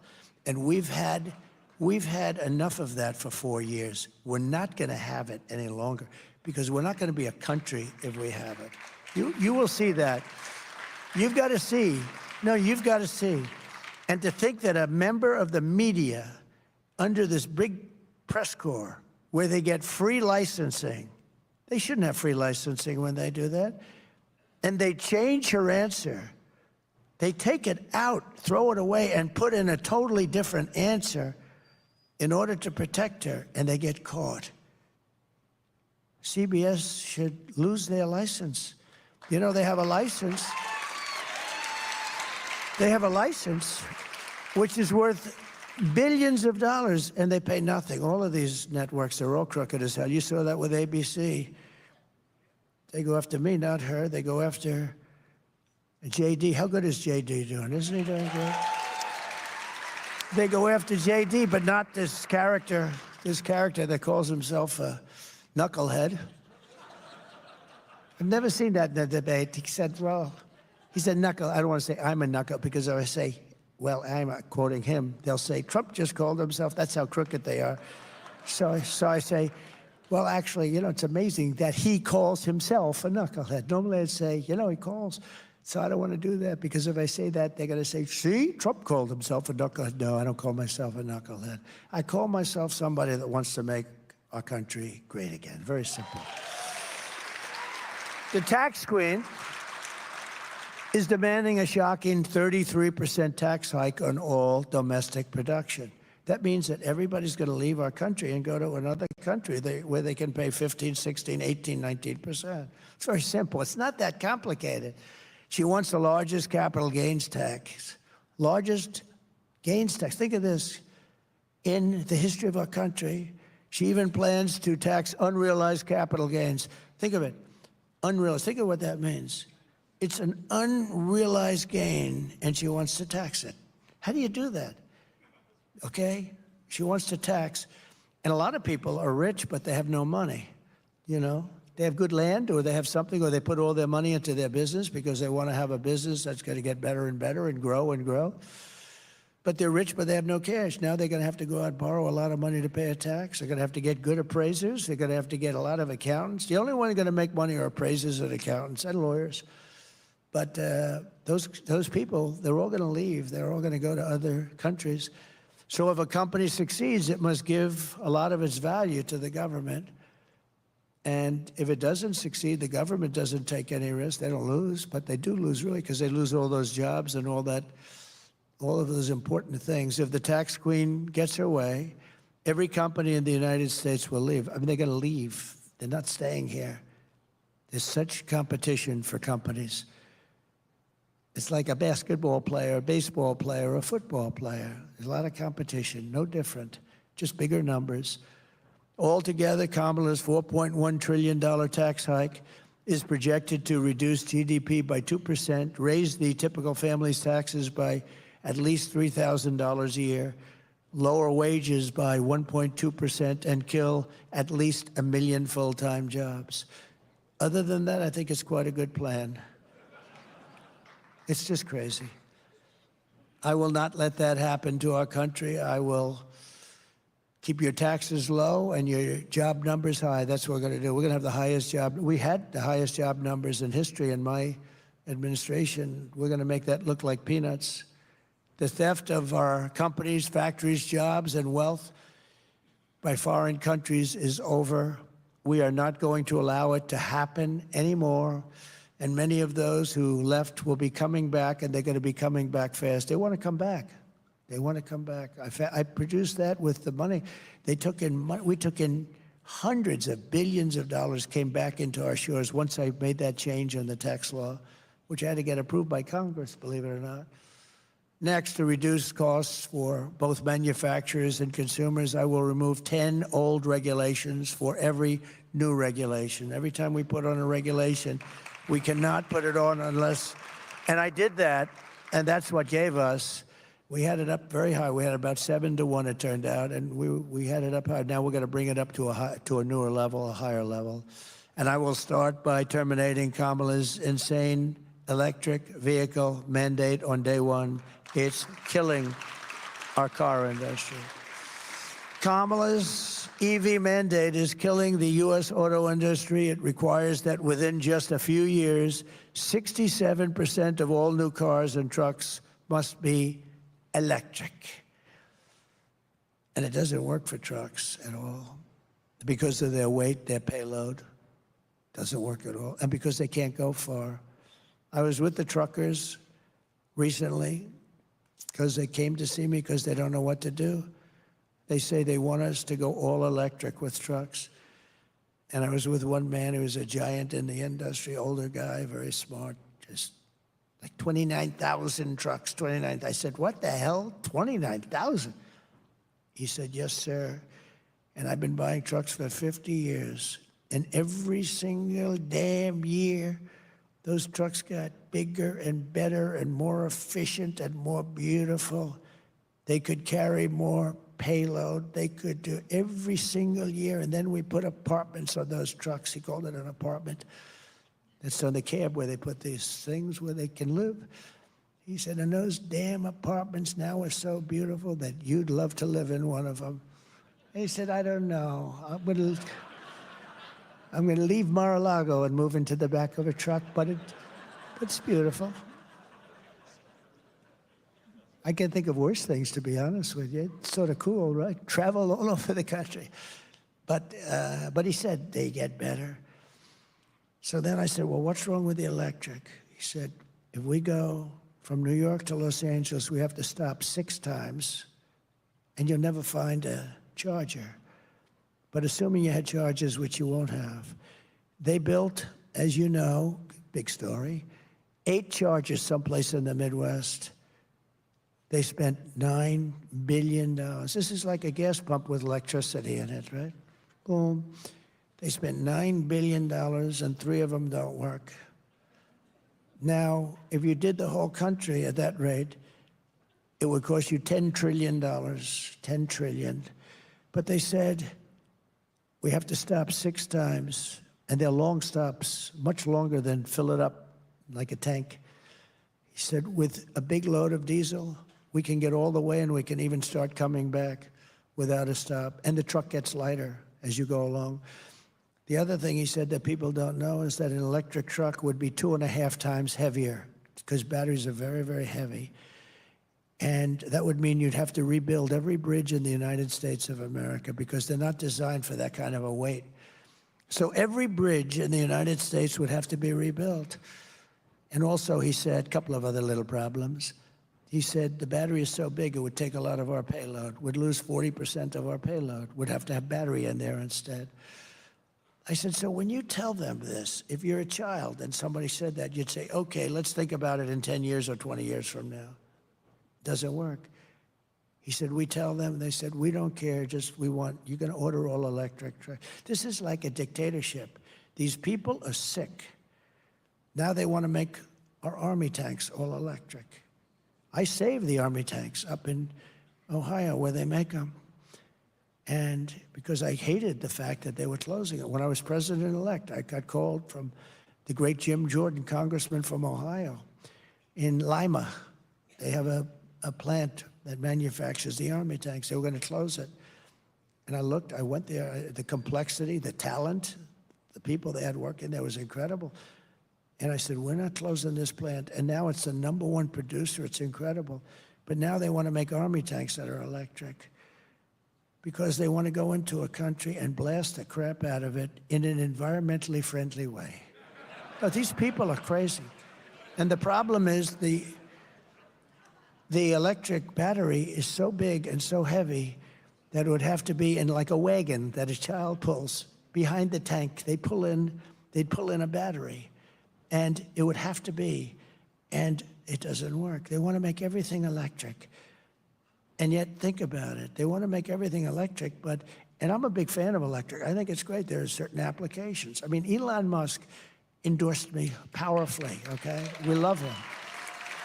And you know, and his product is incredible. In fact, he's doing a new product today. It's got no steering wheel on it. Do you know that? He's out in some place announcing a new product with no steering wheel. I said, well, that wouldn't be for me, but is that really the future? You know, he knows. I'm giving him full credit. I think he's incredible. He gave me the most powerful endorsement. He was in Butler with us the other day. You probably saw that. And it was great. He said the whole country, he said America will never survive if Trump doesn't get in, because he knows the alternative. It's 2 people. It's like the alternative is not acceptable. He's a strong guy, smart guy, brilliant. But among other things, he does the Tesla, and it's great. But it doesn't mean that everybody has to have that. And you know, I tell a story about him. I'm very close to him. I have a lot of respect for him. I think he respects me. He gave me the strongest endorsement you could ever get. But you know, he never once came up to me and said, you know, could you stop knocking electric cars? Because I don't knock them. I think they're incredible, but it's for a group of people. I love them. I think they're great, but you know, it's for a certain group of people where they might work even better. But not everybody, because some people want to go long distances. They will cost more. You have the fact that they probably are going to be made in China. Remember this, I said, we have more oil and gas. We have more liquid gold under our feet. So why would we do the batteries? Where China has that, we have liquid gold. So we want gasoline-propelled cars. But it's even worse than that because Kamala also co-sponsored a bill to impose a 100% ban on the sale of all new gas-powered cars and trucks. So she's going to ban them, which would kill an estimated 200,000 U.S. auto jobs, including almost every job that you have in a place called Michigan. How do you like that idea? She has a ban. She has a ban where we're not going to allow them to be made. And honestly, for some like I'm telling you about the Army tanks, I'm telling you about trucks, the battery's not going to work. It's not going to work. The electric's just not going to work. Maybe in 20 years, 30 years, who knows? But it's not going to work. What it will do is drive our country into a depression. The entire industry would go to China for the making of these all-electric cars and trucks. The auto industry would be non-existent or dead. It will be dead. It will never be able to survive. This is one of the major reasons why I've been overwhelmingly endorsed by the rank and file membership of the Teamsters, including 62% of the Teamsters members right here in Michigan. The rank and file of the Teamsters nationwide. The firemen, the policemen. The policemen, we have 100% of the police. I don't think there's one police person in the whole country that endorsed this lunatic. I don't believe there's one policeman in the country. We just got a 400,000 group of police. The Fraternal Order, it's the biggest group in the country. But we've got just about every sheriff's group, every law enforcement group is because we're going to stop crime.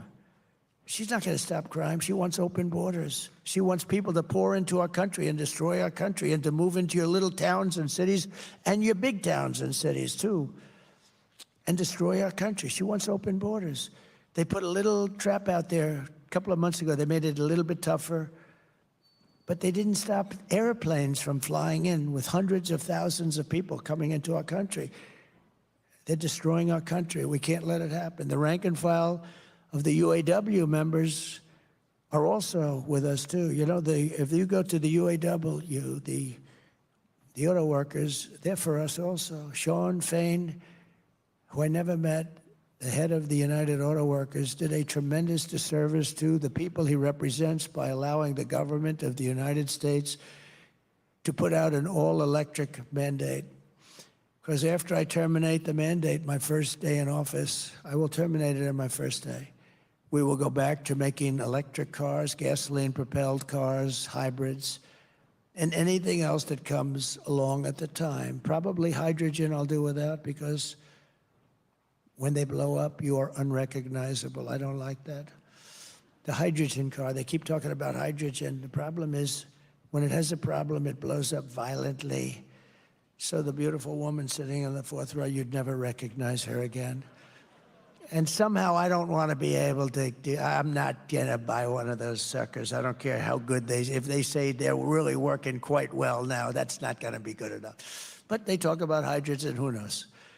The EV mandate is also a costly disaster for working families. To comply with Kamala's quotas, automakers are forced to jack up the costs of gas-powered vehicles artificially to push consumers toward the very expensive electric alternative. So they're going to raise the prices on one to subsidize the other. That's not a good thing.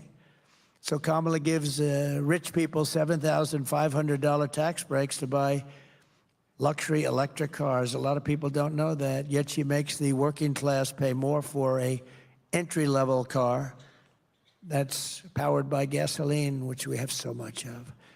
And I will reverse this also, this injustice on day one. Kamala's EV mandate is one of the most demented regulations that's been conceived. I mean, we have a lot of them, but this is about as bad as it gets. It'll destroy U.S. auto manufacturing immediately. It'll destroy our trucking-based supply chain, destroy our electric grid, destroy our military, destroy our roads and bridges with vehicles that are far too heavy. We can't even use them. Destroy the state of Michigan, and it'll totally destroy our middle class. That's why I will not only repeal the federal mandate, I will also stop California from imposing any state-level mandate to ban gas-powered cars and trucks. And it's very simple to solve. Vote for Trump, and the gasoline engine will be here for a long, long time. They're going to be here for a long time. And it's they've got it to a point where it gives very little pollution, very little. It's amazing what they've been able to do. But it's what people want. It's much less expensive. It's what people want. The next part of our effort to bring back domestic manufacturing will be to restore the power, confidence, and the wealth of the American consumer. We have to let them be wealthy again. We have to let them make money, not give money like they did. That's also energy. What their stupid energy policies caused inflation, but also the fact that they gave so much money away that was a very bad thing to do. They thought they were going to buy people's votes. Well, they've already spent that money. And they paid for it, actually, more so because of the cost of inflation for them. Over the past 4 years, Kamala's inflation catastrophe has cost the typical family $29,000 in price hikes. So inflation has cost them $29,000. New and used car prices are up over 29%. Average interest rates for new cars has doubled and tripled and quadrupled. Meanwhile, repair and maintenance costs are up 32%. Car parts are up 22%. Car insurance premiums, what's going on with that? Some places it's up 100%. And the cost of gasoline is up 62%. By driving up prices and interest rates, Kamala's inflation disaster sent car payments way up and car sales way down. Your numbers are terrible, by the way. For the first time ever, the all-in cost of car ownership is now over $1,000 a month. Never been anywhere near that. More than 20% of the median worker's wage just to have an average car. This is a catastrophe for the American dream and a dire crisis for American automakers. One of my top priorities will be to quickly defeat inflation and make America affordable again. We will quickly defeat it. We have to bring down prices. I will cut taxes, slash regulations, curb wasteful spending, and unleash energy production. It'll all happen very quickly.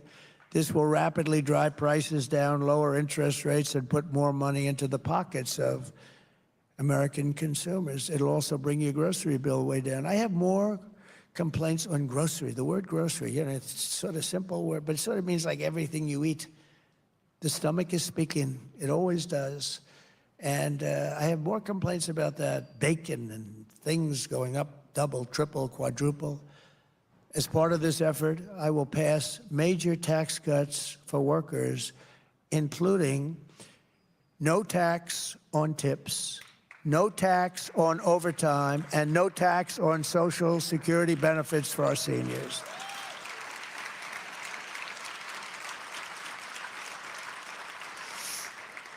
And here's what I told you about before. The reason you're all sticking around, because I said, do they mind a little bit longer speech? Because, you know, it is a big subject. No, sir. They love it. And I haven't noticed anybody leaving. There was one gentleman over there, but he came back. He went to the bathroom. And what the fake news will do is take a picture of one empty seat, say, people are fleeing. No, they don't flee. Nobody's fleeing. Nobody's leaving. I always watch. If they start to leave, I just end the speech. Thank you very much, ladies and gentlemen. We're going to make America great again. Enjoy yourself. No, I do that because oftentimes I lose the teleprompter. You know, teleprompters go out, but she lost the teleprompter last week. Did you see it? She was talking about 32 days to the election, and she goes, there are 32 days. Oh, my God. I just lost a teller. 32. Then 32, 32, 32, 32. And I said, what the hell happened to her? And then the teleprompter kicked back on. 32 days to the election. You don't want this for your president. I lose teleprompters probably 5%, 10% of the time. Sometimes I'll be in front of 50,000 people. I'll lose a teleprompter. You got to wing it. You know what you got to do. And you can't say, I just lost my teleprompter. Ladies and gentlemen, how about Biden if he loses his teleprompter? So he goes, Do you ever see them lose it? Because they do go off, you know, especially outside. The wind is blowing. I had one in Ohio, Bernie Marino. I think he has a good chance of winning, by the way. And the teleprompter, it was like 45-mile-an-hour winds and rainy, miserable. And I'm saying, I can't believe. We had a tremendous crowd. In fact, he went to first place when I made that speech. And it's going back and forth like this. And you couldn't read it. You ever try reading? And then they blew off the stage. I'm stuck up there. I said, ladies and gentlemen, we have just lost our teleprompters. I hope you enjoy the rest of the speech. And we made a speech, and all I know is he won. He ended up winning the primaries. I was right before the primaries. But this is what you've been waiting for, because today I am also announcing that as part of our tax cuts, we will make interest on car loans fully deductible.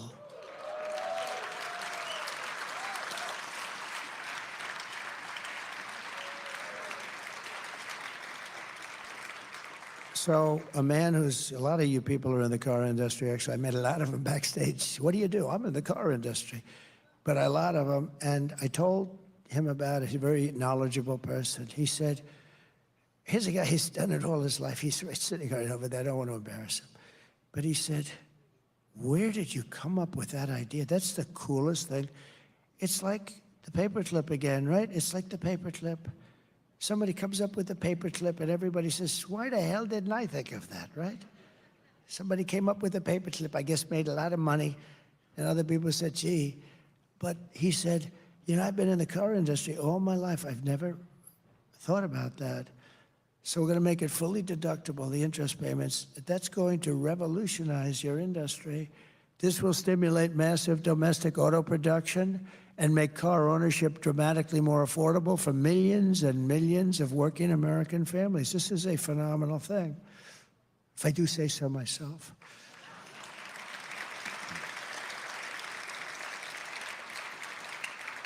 Who likes that idea? Isn't that great?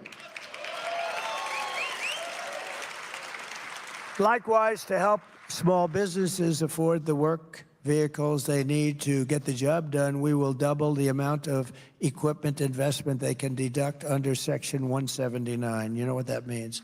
So you're going to get tremendous deduction ability.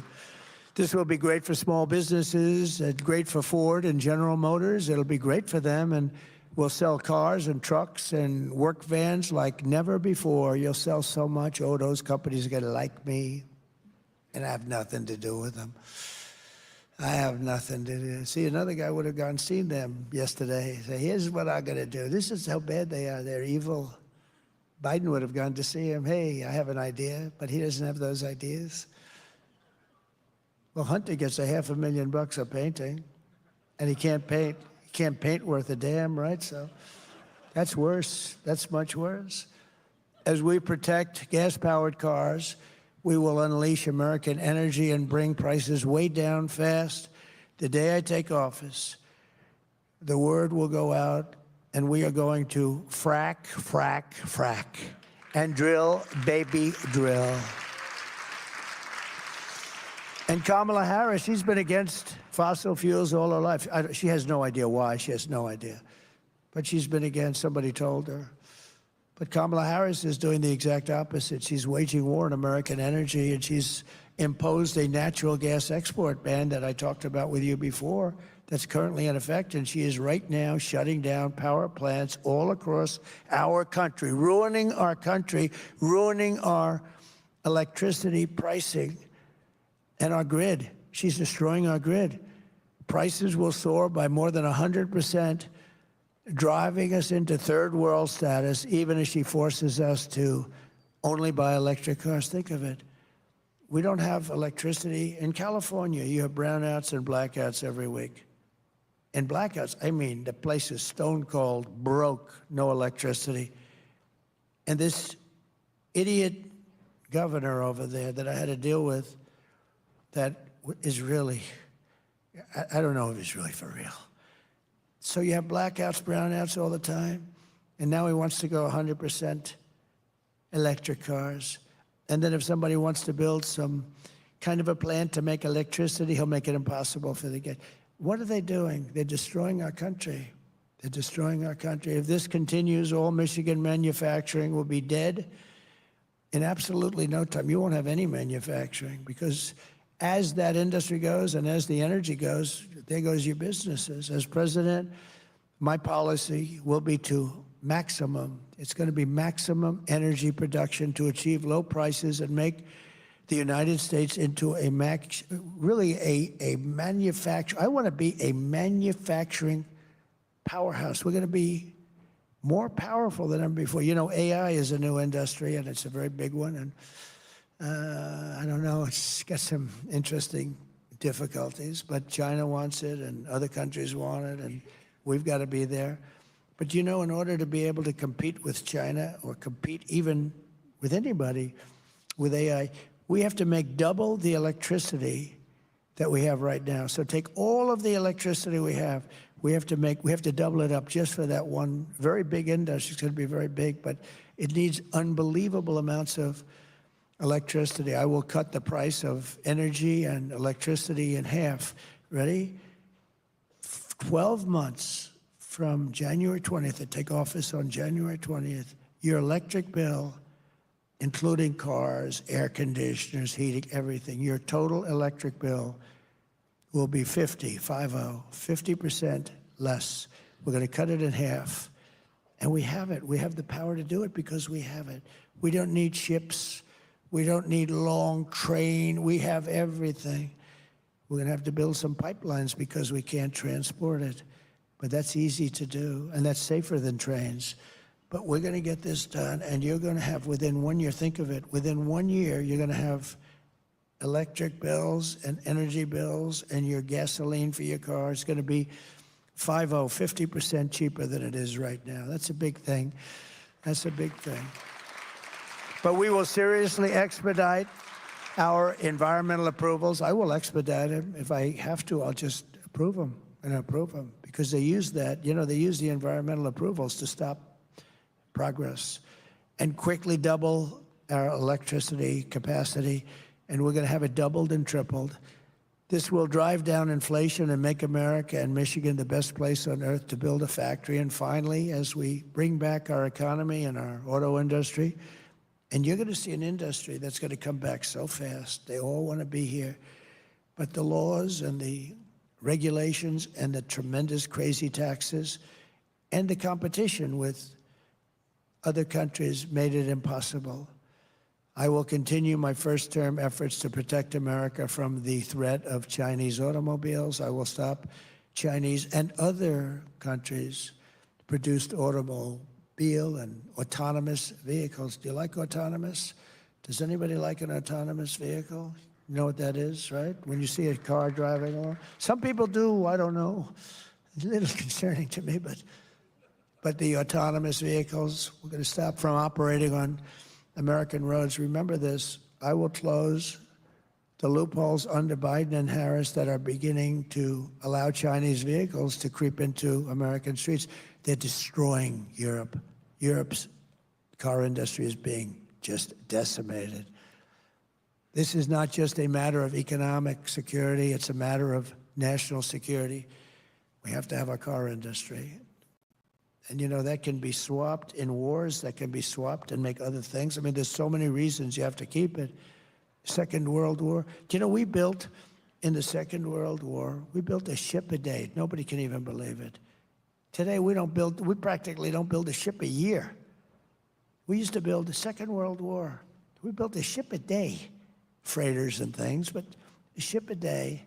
And today, it's crazy. We're going to get it back to a position where we can do things like that. This is how we will bring back our auto parts and bring back our manufacturing and unlock the destiny of the great state of Michigan. Michigan's going to be your biggest beneficiary for this. We're going to put America workers first, America's jobs first, American cars first, America factories first, and we're going to put the American people first. It's the first time in a long time you've heard that. From commerce to labor to FEMA. Boy, oh boy, have they been treated badly, the people of North Carolina and other states, Georgia a little bit. You get some governors that did a great job, but boy, the federal government let you down. I will work for Americans and only for Americans. I want to work for Americans. America first. It's a very simple policy, America first. When we do all of this, you will witness nothing less than the launch of a new American industrial revolution. Thousands of factories will open up all across our land. Great paying blue-collar jobs will lift up those who have suffered so terribly over the past 4 years. You heard the numbers in the auto industry. It's collapsing. Inflation will come down fast. American cars and products will be exported and admired all throughout the world again. Young people will move from the coasts to big cities and to the heartlands to build their fortunes on the new frontier of the American Midwest. They're going to move back. Instead of leaving, they're going to be moving back. And I'm telling you right now, standing here in the center of this once great city, that by the end of my term, the entire world will be talking about the Michigan miracle and the stunning rebirth of Detroit. That's going to happen very quickly. With your vote, we will bring back our country, we will rebuild our country, and we will reunite our country with American heart, American grit, and American hands. I want to thank you all for being here. This is a great honor. It's such an important day to me because I've been talking about this subject for so long, and I've watched politicians destroy this area, this state, this city. And it's so easy to fix, so we're going to fix it better than anybody ever thought even possible. So God bless you all. And now I think, on top of all that, I think I have to answer some questions. Can you believe it? So I'll stay here and I'll answer some questions. But thank you all very much, and we appreciate it. Thank you. Thank you.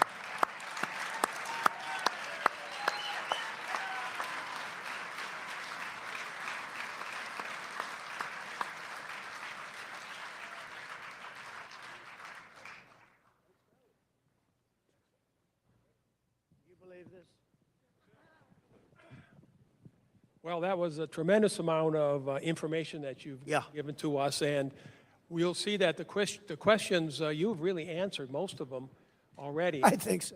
I mean, you've really done a great job. And so what I thought I would do is to jump to a couple personal questions. The first one that I've always been intrigued with, you have an enormous amount of energy. I haven't seen anybody like you in my lifetime that keep on going and going and going, in spite of sometimes some rather negative responses and forces here in our country. How do you do it? Like a bullet to the ear. So I had parents that were great. It's you have good parents, you sort of, I believe in that theory, it helps.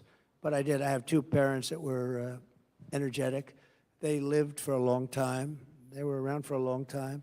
They were great people, but my father had tremendous energy, and my mother did too. And it's a little bit that, I think, more than anything else. And I enjoy what I do, and I love this, despite I could be right now in the most beautiful ocean on the sand, exposing my really beautiful body, so beautiful, to the sun and the surf.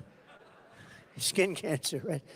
To the sun and the surf all over the world. And or I could be in Detroit with you, and I'd rather be in Detroit with you, okay? That's great. Thanks. We've known each other for a while, and I know your children and I have been just enormously impressed with their values, their lifestyles, and you did a great job raising them. How did you do that? Everybody here loves their kids, and you mentioned about creating an environment where we can pass our businesses down to our children, basically tax-free or something close to that. What did you do with your children to make them so responsible and so involved in everything that you do? Well, I'm fortunate in that, they're smart children. Many of you have smart, and some will have some that aren't so smart, and you have to understand that happens too, and that's all, and you're going to love them just as much. But, I have smart children, and they've been good academically, et cetera, et cetera. But very importantly, I would always tell them, no drugs, no alcohol, no cigarettes. No drugs, no alcohol, no cigarettes. And they'd go out, and Ivanka would say, Dad, stop telling me that. I said, I'm going to tell it to you every time I see you. I'm going to drive you wild with this. You're going to, no drugs, no alcohol. And I would say that. And I hope that, because who knows, right? But they don't have any of those problems. I mean, I've seen friends, very smart people. They have smart kids, but their kids get hooked on drugs or they get hooked on alcohol. Alcohol is, in many ways, like they tell me, I don't know. I never had a glass of alcohol. I had a brother who was a wonderful guy, but he had an alcohol problem. And he sort of do the same. He said, "Don't ever drink alcohol." He was, and he smoked, and I put cigarettes in that same category, almost that same category, but they're certainly not good for you. But I would always tell my kids, because I've seen parents that had brilliant children, went to the best schools, they were great, but they got hooked on drugs or alcohol, and they never made it. They couldn't compete, basically. They never made it. And many of them are dead. Many of them die. They die with this fentanyl that's coming in. I'm going to get that problem. I had that problem almost solved with President Xi, by the way. And I said, you have to impose the maximum penalty, or we're not going to, I would always talk about trade. We have the power of trade. And I said, well, we're just not going to get along on trade. Hence, I could do things like we talked about. I don't want to go into it, but we can do things. And he and I had a handshake on, he was going to impose the maximum penalty on people that run companies that sell us through Mexico. Almost all of it comes through Mexico. And the maximum penalty is the death penalty. And he was going to impose that. And then we had the transfer power. And this guy came in and he didn't know what to do with anything. And so that went down the tubes. But one of the first things I'm going to do is talk to him about that, because they were going to give the death penalty to anybody sending fentanyl into this country. And that would have really solved a lot of the problem. And the other thing I say, and it's not nice to settle like saying it, but I've seen a lot of countries. I deal with all of them, and I know that all of them. And the only ones that don't have a drug problem are the ones that have the death penalty. We can set up all of our blue ribbon committees. Everybody calls me. You would call me. My friends call me. Could I be on that blue ribbon committee? And they'd have a blue ribbon committee on drugs and how to stop, these drug lords who are very smart people, very, very vicious, very smart. And we'll have these people from New York, some dilettantes, and they didn't want to talk about it. They just want to be a part of, whatever it is. The only ones that stop drugs, the only ones, are the ones that have the death penalty. And you have to remember, it sounds horrible, but what's more horrible is what they do to our country, because on average, he or she, male or female, drug dealer, will kill 500 people. And that doesn't include the families that are devastated. I know families that lost a son or lost a daughter. They've never been the same. I mean, they're like different people. You talk to them, and they're just, years later, I say, has it gotten better? No, it's gotten worse, they tell me. And there's nothing worse than that, and nothing worse than that. And it's because of drugs. It's because if maybe it's too much for the American people to go with, but I will say this, the only countries that solve their drug problem, China, I went to President Xi, I said, so, first time I met him, I said, do you have a drug problem? No. 1.4 billion people. And why don't you have a drug problem? He says, death penalty, quick trial. What's a quick trial? The dealer is immediately put on trial. They don't have 9 years of legal and then another 9 years of appeals, 22 years later, and then they're released. No, this is, they don't play games, and, it's a tough deal. But he said, quick trial. I said, what is quick trial? Immediate trial. And you know what the drug dealers do? They say, hey, let's get the hell out of here fast. They don't play games. They don't play games. They even send the bullet to the family, and they make them pay for the bullet. They make them pay for the bullet. It's vicious, but they have no drug problem. With 1.4, they had a drug problem for centuries, with the poppy fields, with all the things. But countries were taking them over that were much smaller. They were being decimated because everybody they had a tremendous drug problem. But it stopped years ago, and it was the death penalty. And I can tell you, we could set up all the committees, blue ribbon, and headed by so-and-so, a society person from Madison Avenue. but I will tell you that it's a waste of time. The only thing that's going to stop, and we got it down. I got it down 19%. That's great, but but it's not like I got it down, and we worked like hell. We had so much security in the border. We had the German Shepherds. There's a certain dog, a certain type of German Shepherd. So they have millions of dollars worth of machinery, and they have a dog, and it's a certain German Shepherd. Some of you know what it is. It has a sense of smell that's so incredible that the machine is nothing by comparison, nothing. And it's incredible to see. I mean, incredible. But we watched it very closely on the border. We had a lot of dogs that did this incredibly well. And we had a lot of very expensive machinery that did it good, not great, but they did it good, not nearly as good, believe it or not. And we had it down about 19%, and that was it. It was very tough. With the death penalty, you would you would eradicate drugs in this country. But and I talk about it a lot. I say that because maybe people have to get used to it because it sounds harsh. But when you think of it, if they do kill on average 500 people, everybody in this room knows a lot of people that they lost a child, or sometimes a father or mother, but they've lost a child to fentanyl, and that wouldn't have happened if we had the death penalty. But the country's going to have to tell us that they're ready for it, because it's a pretty big step. You mentioned the Abraham Accords and Israel. This community is one of the largest Arab communities in the United States here, Dearborn, Michigan, and we have a thriving and very, very large Jewish community. Upon your inauguration, what will you do to accelerate the Abraham Accords and peace in the Middle East? What can we possibly do at this point in time to change the direction right now and move forward? It's got to change. It's got to change fast. Also, the Abraham Accords, well, we did that. Nobody believed it. We had 4 very important countries early on, and we would have had all of them in.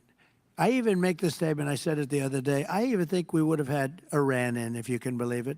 I really believe that, because they were ready to make a deal. Biden lost an unbelievable opportunity, and now they're very rich, and I don't know, they view it perhaps differently, but I wouldn't necessarily say they're doing so good either. But I will tell you this: we have to have peace throughout the world, and if we don't have peace throughout the world, we're not smart people, because it doesn't make sense. I've stopped a lot of wars from starting. I was very proud of that. People don't know, but there are countries that were going to war, and I stopped them using trade to stop them. I used trade. I threatened trade. I'd say, you're not going to do business with the United States if you do. There's countries that have been fighting for centuries, essentially, and stop, and then they go, kill a lot of people. Crazy, but I've stopped a lot of people. And but the Abraham Accords were very important, and you had really peace. You had the Arabs and the Jews getting along, and those are for the 4 countries. Now, it should have been many countries right now. It's still the same 4. Think of it. When I left, we were going to sign people as fast as you can think, and they could have done the same thing. But they didn't have the talent. They didn't have the administration to do it. And they even agreed it was a good thing. It was a good thing. It was actually a great thing. If I were named Obama, I would have had the Nobel Prize given in 10 seconds. He got the Nobel Prize. He didn't even know what the hell he got it for. Remember, he got elected. Well, so did I. He got elected, and they announced he was getting the Nobel Prize. Remember, he said, "Oh, what did I do?" He didn't know what the hell he did. He got the Nobel Prize for doing nothing. For getting elected, but I got elected too. And, if I think of that, we did something, the Abraham Accords, unprecedented. Nobody thought it was possible. And I'm not saying want or not. I'm just saying if it was anybody else, liberal, Democrat, they would have had it before the damn thing was even signed, So there has to be fairness, and I don't care, but I'm not looking for it. I'm not politicking for it. I'm just saying that there's a lot of unfairness in this world, and I think when you do things, you should really be. You can have peace in the Middle East. You can get along. This was a start. This would have been so important if you could have had almost all of the countries, and maybe even Iran. I mean, Iran would be the outlier, but maybe even Iran. At a certain point, I really believe I could have gotten them all, including Iran. And Iran, everybody would have been happy. You would have had peace in the Middle East. And you would have had the Arabs getting along with the Jews and the Jews getting along with everyone else. It would have been so beautiful. And they wasted this great opportunity. It's so sad. So we have time for one final question, and it's a DEC tradition. We have many young adults and students in the audience today, and so I want to end with this final question. What advice to your 25-year-old self would you give to the young people today, and especially the ones in this audience? Okay, so I met some people backstage who were young and some really beautiful people, great people, smart as can be from colleges and schools. And I think what I'd do is I'd listen to the speech I made, and I'd say maybe, because they really would like to stay here. They grew up here. And I'd follow. And I will say this, if I implement, and I will be able to do it, I will. If we win the election, I would stay right here, and I would follow the gravy train, because you're going to have such a great opportunity right in the area that you want to be. You want to be here because your grandparents are here and your parents are here, and people are there. They don't want to leave. They've been forced to leave this area because of politicians that didn't know what they were doing. I would say stay tuned for a little while. Let's see what happens in the election. This area will be thriving like probably almost no area in the country. I think this area will be one of the hottest areas in the country. And I think you can stay here. You'll get a great job because we're going to have a lot of opportunities right here in Michigan, and you want to stay here because of your parents. A lot of them really, they told me backstage, I'd love to stay here, but there's no real jobs here. And when you look at those horrible statistics with the auto workers and with the, what's happening to the industry, you understand it. But if we win, I would stay here, and you watch what's going to happen. You'll be happy. You'll be happier here than, and I think more successful here than any other place in the country. You will have the American dream. We have to bring back the American dream. You don't even hear that statement anymore. And we have to have the American dream for our young people, and you'll have it right here in Michigan. Mr. President, thank you. I'm looking forward to all those auto plants that I'm going to be building back here in Michigan in the Midwest. It's okay, they all know anyways. Every time you're on TV or on the radio, somebody calls me up and said, oh, the president was talking about you again. Thank you so much. And that's the end of our program today. Thank you all for coming. Let's give the president a standing ovation. That's great. Thank you very much. I don't want to get him involved, but No, they all know. you should be proud of it. Yeah,